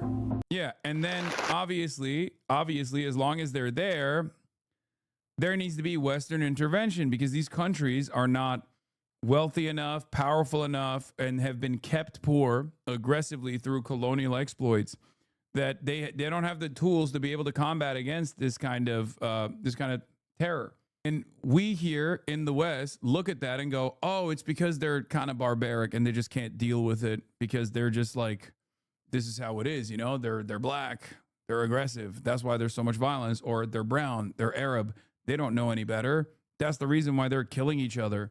You need a Western force to come in and tame the beast. Not dissimilar to how the British colonialists actually presented that argument. You know, the white savior, the white man's burden. If they come in and tame these backwards cultured, violent barbarians. Because according to the government, these attacks have not just targeted Christians, but they've also impacted Muslims also. Sokoto, where this happened, is a state seen to have more Muslim majority. In fact, the Nigerian Sultan, that's sort of the spiritual head of Muslims. Hassan, the RSF is an appendage of the Sudan military. They sell gold to the UAE. Then that makes his way into Europe. Wait, what are you talking about? I know all of this. I have talked about all of this. You don't understand the Sudan conflict on a fundamental level? My favorite, it was an appendage of the Sudan army, and now they're fighting what remains of the Sudan army. But what is crazy about this is like what's crazy about all of this is like, it's just like chatters will come in and repeat the things that I've talked about before back to me as though I'm like, they are backwards though. Not to say we aren't, but like they are. Fuck, dude, we need to do something about groups like this, in my opinion. Why the fuck can't we just like use the sats to drone strike these groups? I don't get it. The average Ameribrain. Man, these groups are one of the only times I don't like seeing US troops killed. These guys are true evil. 25-month subscriber. Brother, death and destruction is death and destruction. Like, what do you mean? How the fuck do you justify Western intervention in this situation? It's Western intervention that plays a role in developing the volatility to begin with. It's literally Western intervention that causes these places to be dirt poor. Okay? There is individual mismanagement from these puppet states in many instances as well, because they are puppets to the West that then bring in further economic Western intervention, IMF loans and the like, relegate complete control over how things are supposed to be governed in these countries that are resource-rich countries, and therefore they want a pliant leader to allow Western capital to come in and do whatever the fuck they want, so that you can have the cheapest resources, the cheapest minerals that you can possibly get, so your iPhone prices are manageable. They come in with the World Bank and IMF. And if someone doesn't comply with those demands, they kill them, and then they put a new person in charge that will comply. Nowadays, there's at least somewhat of an alternative out there that is offering better loans, loans that they will forgive, loans without the additional demands being made, that play a better role in developing these countries. And America doesn't like that. And instead of competing against China, especially when these countries leverage the relationships that they have with China against the West, instead of competing with them by offering similar loans, for example, they just go in and do what they do best, which is fuck shit up. But even the barbaric nature of the Sahel region is not because of genetic inferiority or cultural inferiority. It's a direct consequence of their material conditions. It's a direct consequence of these areas not being allowed to develop and improve on their material conditions, is because it's much better for whichever foreign interest to consistently dominate them and steal their natural resources. So the very fact that this volatility creates a breeding ground for extremist terrorism, for example, is also still created by Western intervention in the first place. You create the conditions for extremism to manifest. Then you might even help get them. You might help like with the logistics necessary to start building these groups. Then those groups wreak havoc. Then you turn around and say, "Hey, we now have to have direct military intervention here because you can't deal with it on your own because you have no fucking money." And the instability continues. Another significant component to understand the conflict in Nigeria is the farmer-herder dynamic. A significant portion of the violence is over land use. The pastoralist groups are primarily Muslim, and the farmers are mixed but largely Christian. This is the angle that right-wingers in the West are exploiting to create a religious dimension and genocide of Christians. Yeah. I actually don't agree with China's loans either. They only forgive the loan if the country had the loan that had the loan, gives China whatever was built. That is definitely some America stuff. Yeah, but the level of intervention that China does not, the level of intervention China demands is clearly, in the eyes of these countries and their rulers, far better than the American, far better than the conditions that the United States is offering. Don't you think that these guys would still work with the United States of America, regardless of its history of chattel slavery or you know, additional violence? They're not stupid. America's just not offering them better loans. In the country resides there, and that's where that's sort of the background of what has happened. But many people see this, some people from conversations we're seeing see this as a welcomed partnerships, as Nigeria has really been trying to clamp down on insurgency for years now. Yeah, just talk us through a little bit more. Oh yeah, Nigeria is also a very socially conservative country with a white savior attitude, so the national consensus of the strike is quite positive. Oh yeah, I didn't even get into that part. Yeah. All I'll say is this. If you look at every country on the planet, Nigeria, amongst African nations, is the only one where there is a positive approval of Israel. That's all I'm going to say about it. That doesn't mean that, you know, Western intervention is justified. But if you do actually hear justifications for Western intervention from Nigerian mouthpieces that are doing propaganda for said Western intervention, you know, understand that that's where it's coming from. That's not true. That's literally true. That is true. Nigeria is 50% Christian, 50% Muslim. That poll was done in the Christian area. I mean, certainly. I'm just saying that there is, you know, there is an argument that, like, you will most likely hear in a similar style like Venezuela, you will hear from Nigerians being like, this is actually a good thing, potentially. So I just hope you understand where that's coming from. All right. Wait, what the fuck? Why is this black? Hold on. I'm going to read this Financial Times article. Hold on. Okay. Why bomb Sokoto? Trump strikes baffle Nigerians. U.S. missile attacks on Christmas Day hit a part of Nigeria's northwest that is almost entirely Muslim. It was around 10 p.m. on Christmas Day when residents of the mainly Muslim village of Jabo in Sokoto State, northwest Nigeria, noticed an object resembling a small aircraft flying overhead. Shortly after, we heard a loud explosion and a huge ball of fire, one resident told local media. Everyone was terrified. People rushed out of their houses with their families and started running in different directions. The scene, repeated in at least 2 other settlements in the Sokoto state, which borders Nigeria's neighbor Niger, were a part of what Donald Trump, U.S. president, called a powerful and deadly strike against ISIS terrorist scum in northwest Nigeria. The U.S. military said in its initial assessment that multiple ISIS members had been killed in the strikes on extremist camps. However, residents of Jabo professed surprise at the strike, saying that the bombs had landed in empty fields, causing no casualties, and that Jabo had been relatively shielded from violence. The last attack by militants had occurred 2 years ago, they said. Video footage on Nigerian television showed pieces of burnt metal in what looked like farmland. One man told Arise News, a local television station, "Glory be to God, there was no loss of life." Major General Samaila Uba, the Nigerian military's director of defense information, appeared to confirm Abuja's close involvement.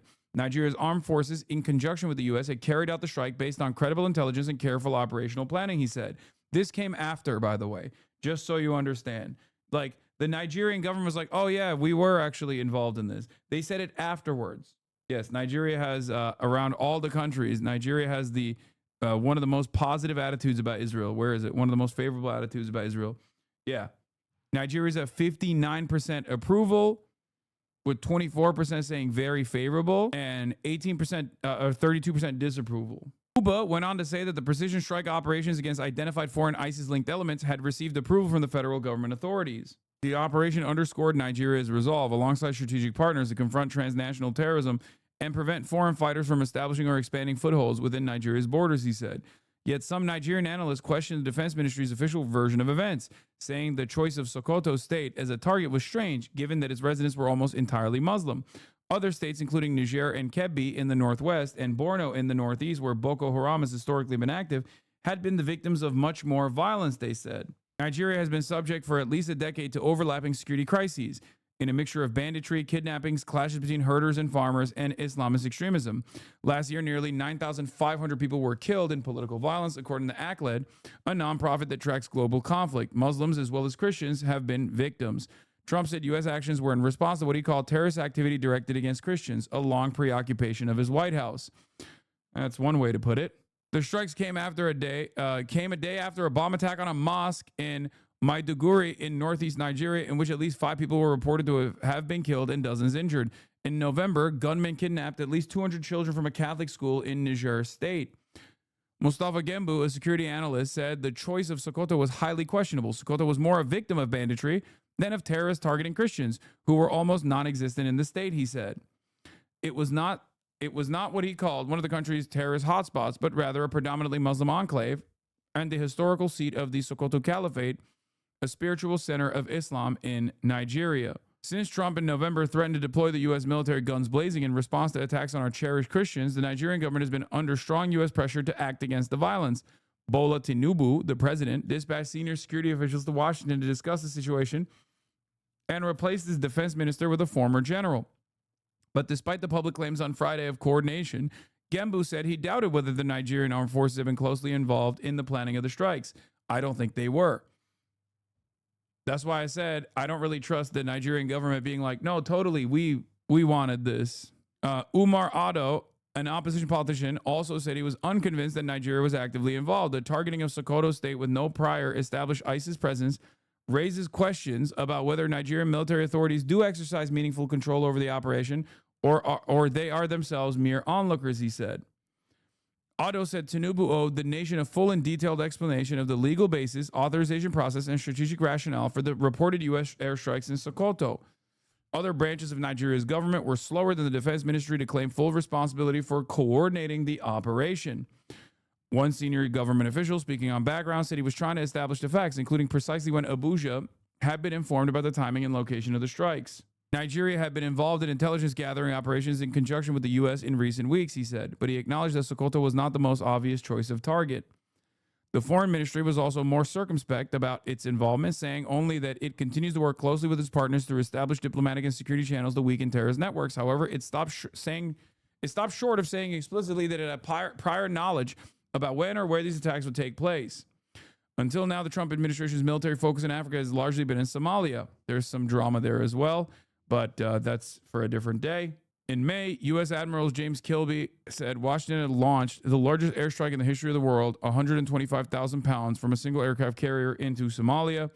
After the strikes on Nigeria, the U.S. released a video showing what appeared to be a missile being fired from a ship. Scene of a separate strike from Jabo, one part of the bush that had been hit was still smoldering, he said. So, PR strikes for the most part.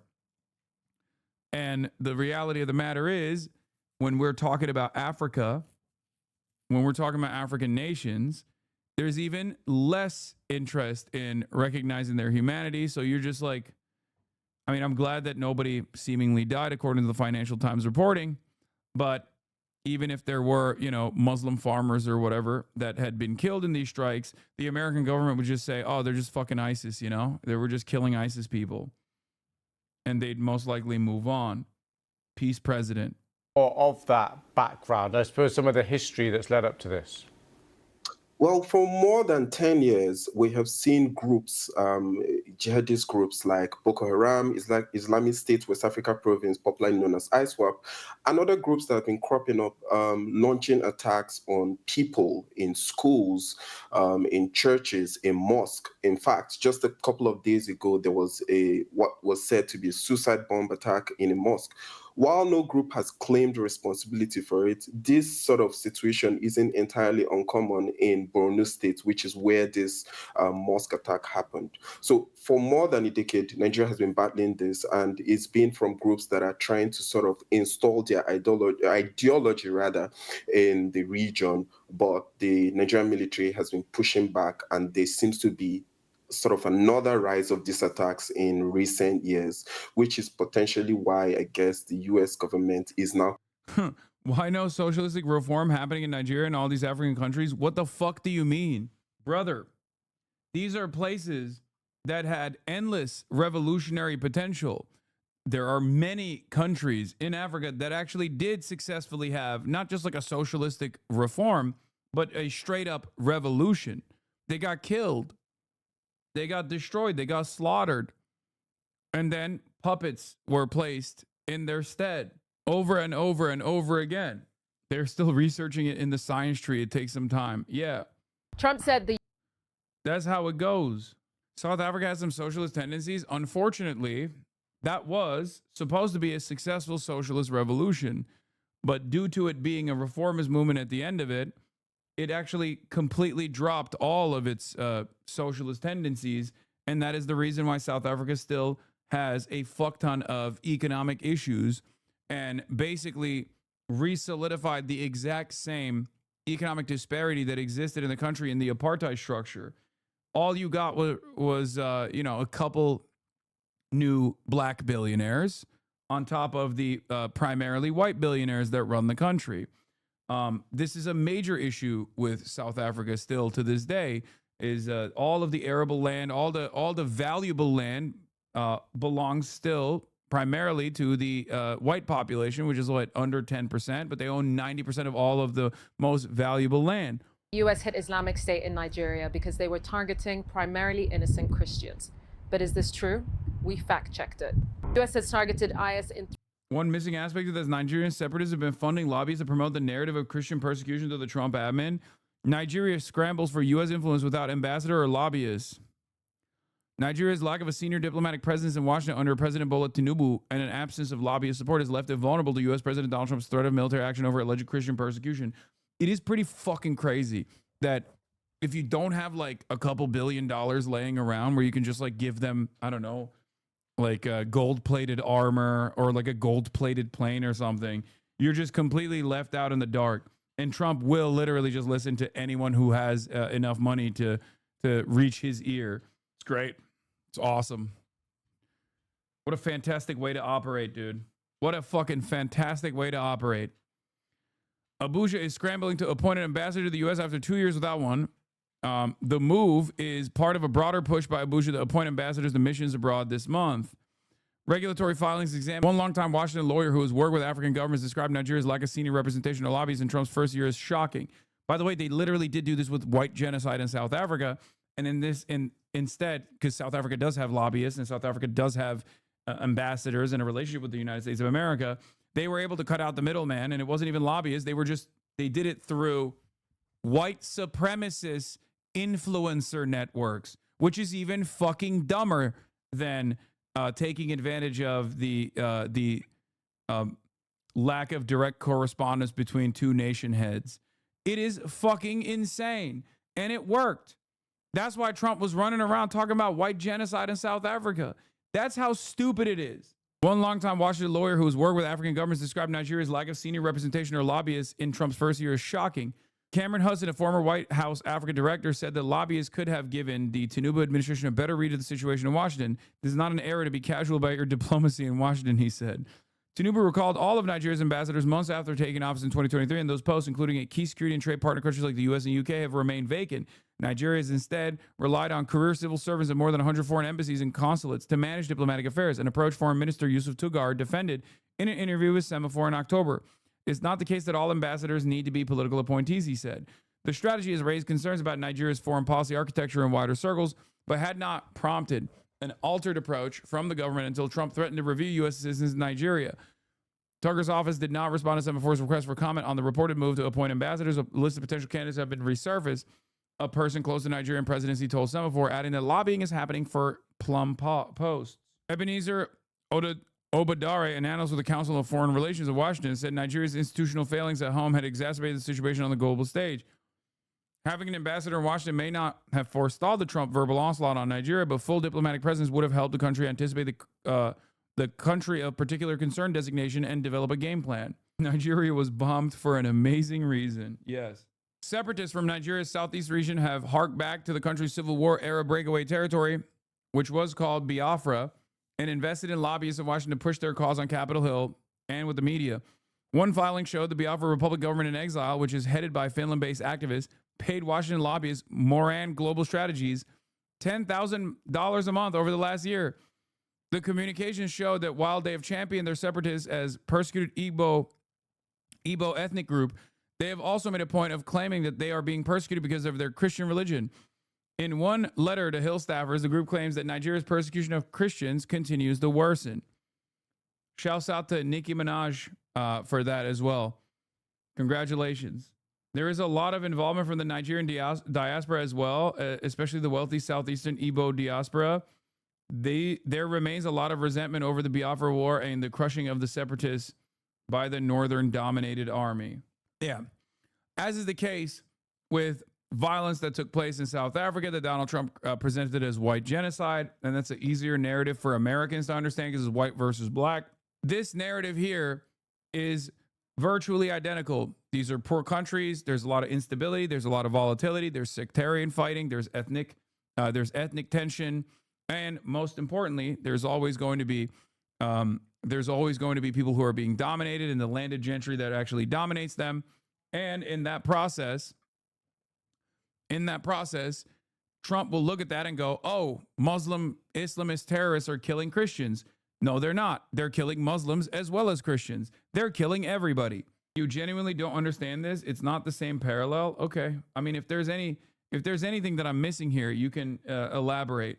But everything that I read on this before going live today led me to believe that this statement is consistent. Senior advisor to the United States President Donald Trump on Arab and African affairs, Masad Boulos, had described the allegations of religious persecution in Nigeria as misguided and inconsistent with the realities on the ground, affirming that terrorism in the country affects citizens of all faiths and ethnicities.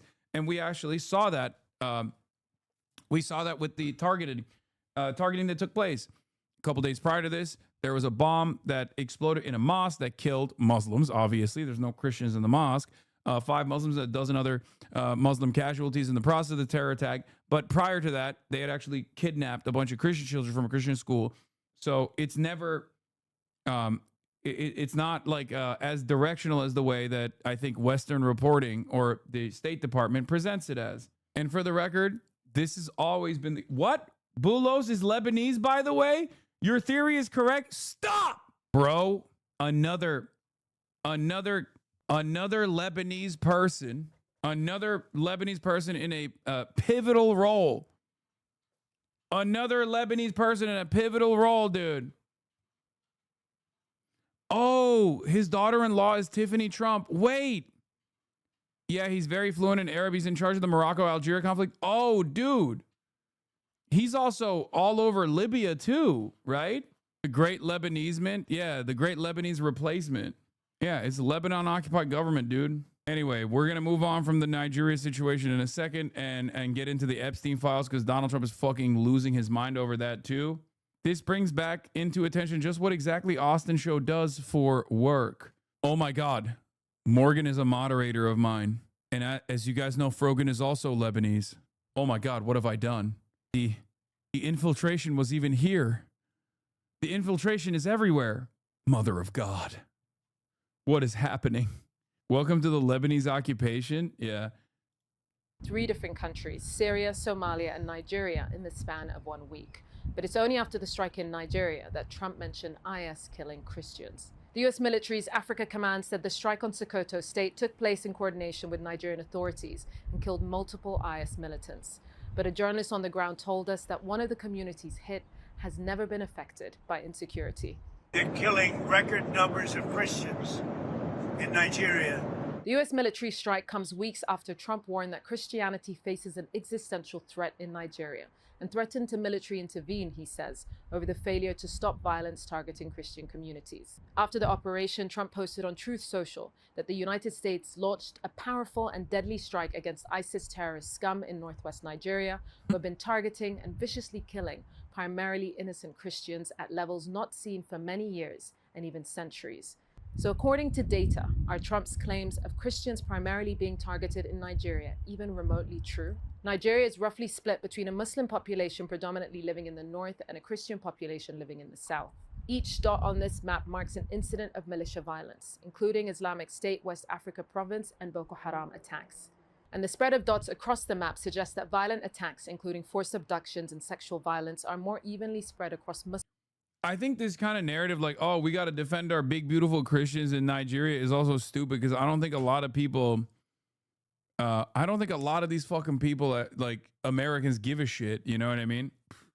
As I said before, okay, let's say we have a mass exodus of Nigerian Christians that come into the United States of America. You think all of these people that supposedly care about Christianity are going to be up for that? Fuck no. Yeah, they don't give a shit. I don't think they give a shit at all. That narrative didn't even work with Arab Christians. That narrative didn't even work with a Syrian Christian population. Okay? It did not work at all for Americans, and Americans, by and large, have even more hatred for black people in general than they do for Arabs. Okay? They hate Arabs quite a bit, but they really, really, I mean, anti-blackness is foundational, right? So these guys don't give a fuck. They don't give a fuck about this whole like, oh, we're defending Christianity. It's just a talking point for them. Muslim and Christian areas in Nigeria. In fact, there are a higher number of attacks taking place in Muslim areas, 1,628 incidents versus 865 attacks in Christian areas, according to data from December 2025. This chart tracking it. We have to defend our big, beautiful Christian boys and girls in a foreign land. Welcome back, 13th century foreign policy. Suggests that since 2024, I mean, it the never number went of away. mosque attacks overtook attacks on churches. The figures also include Christians ended slavery when the world said it was okay. Muslims were enslaving people because of their religious text law. It's to save Nigeria, not to bring them here. This guy has a lot of good. This guy has a lot of good takes. Yeah. Yeah, no, famously, especially for us Americans, famously Christianity didn't play a formative role in defending white supremacist chattel slavery as an institution. That's awesome. Yeah. Guy who definitely has no stake in this and isn't fucking brain broken. Yeah, chattel slavery, famously not defended by the Bible, okay? abductions. And on Christmas Eve, a bomb exploded in a mosque in Maiduguri, the capital of Borno State, killing at least 5 people. Bro was The data from homeschooled. the I don't think he was schooled at all.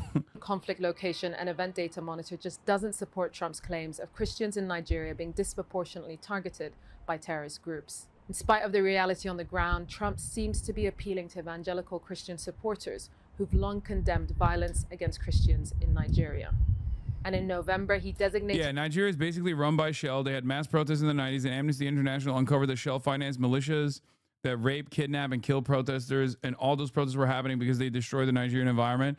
Yeah, that's what I was saying. Like, Shell has literally tapped into to tribal leadership, to create banditry directly in Nigeria at times when they felt like they wanted to cause a little bit of instability. So the notion that this is not... You know, the notion that this is not like Western backed is silly, in my opinion. But once again, it's pure speculation. It's pure speculation.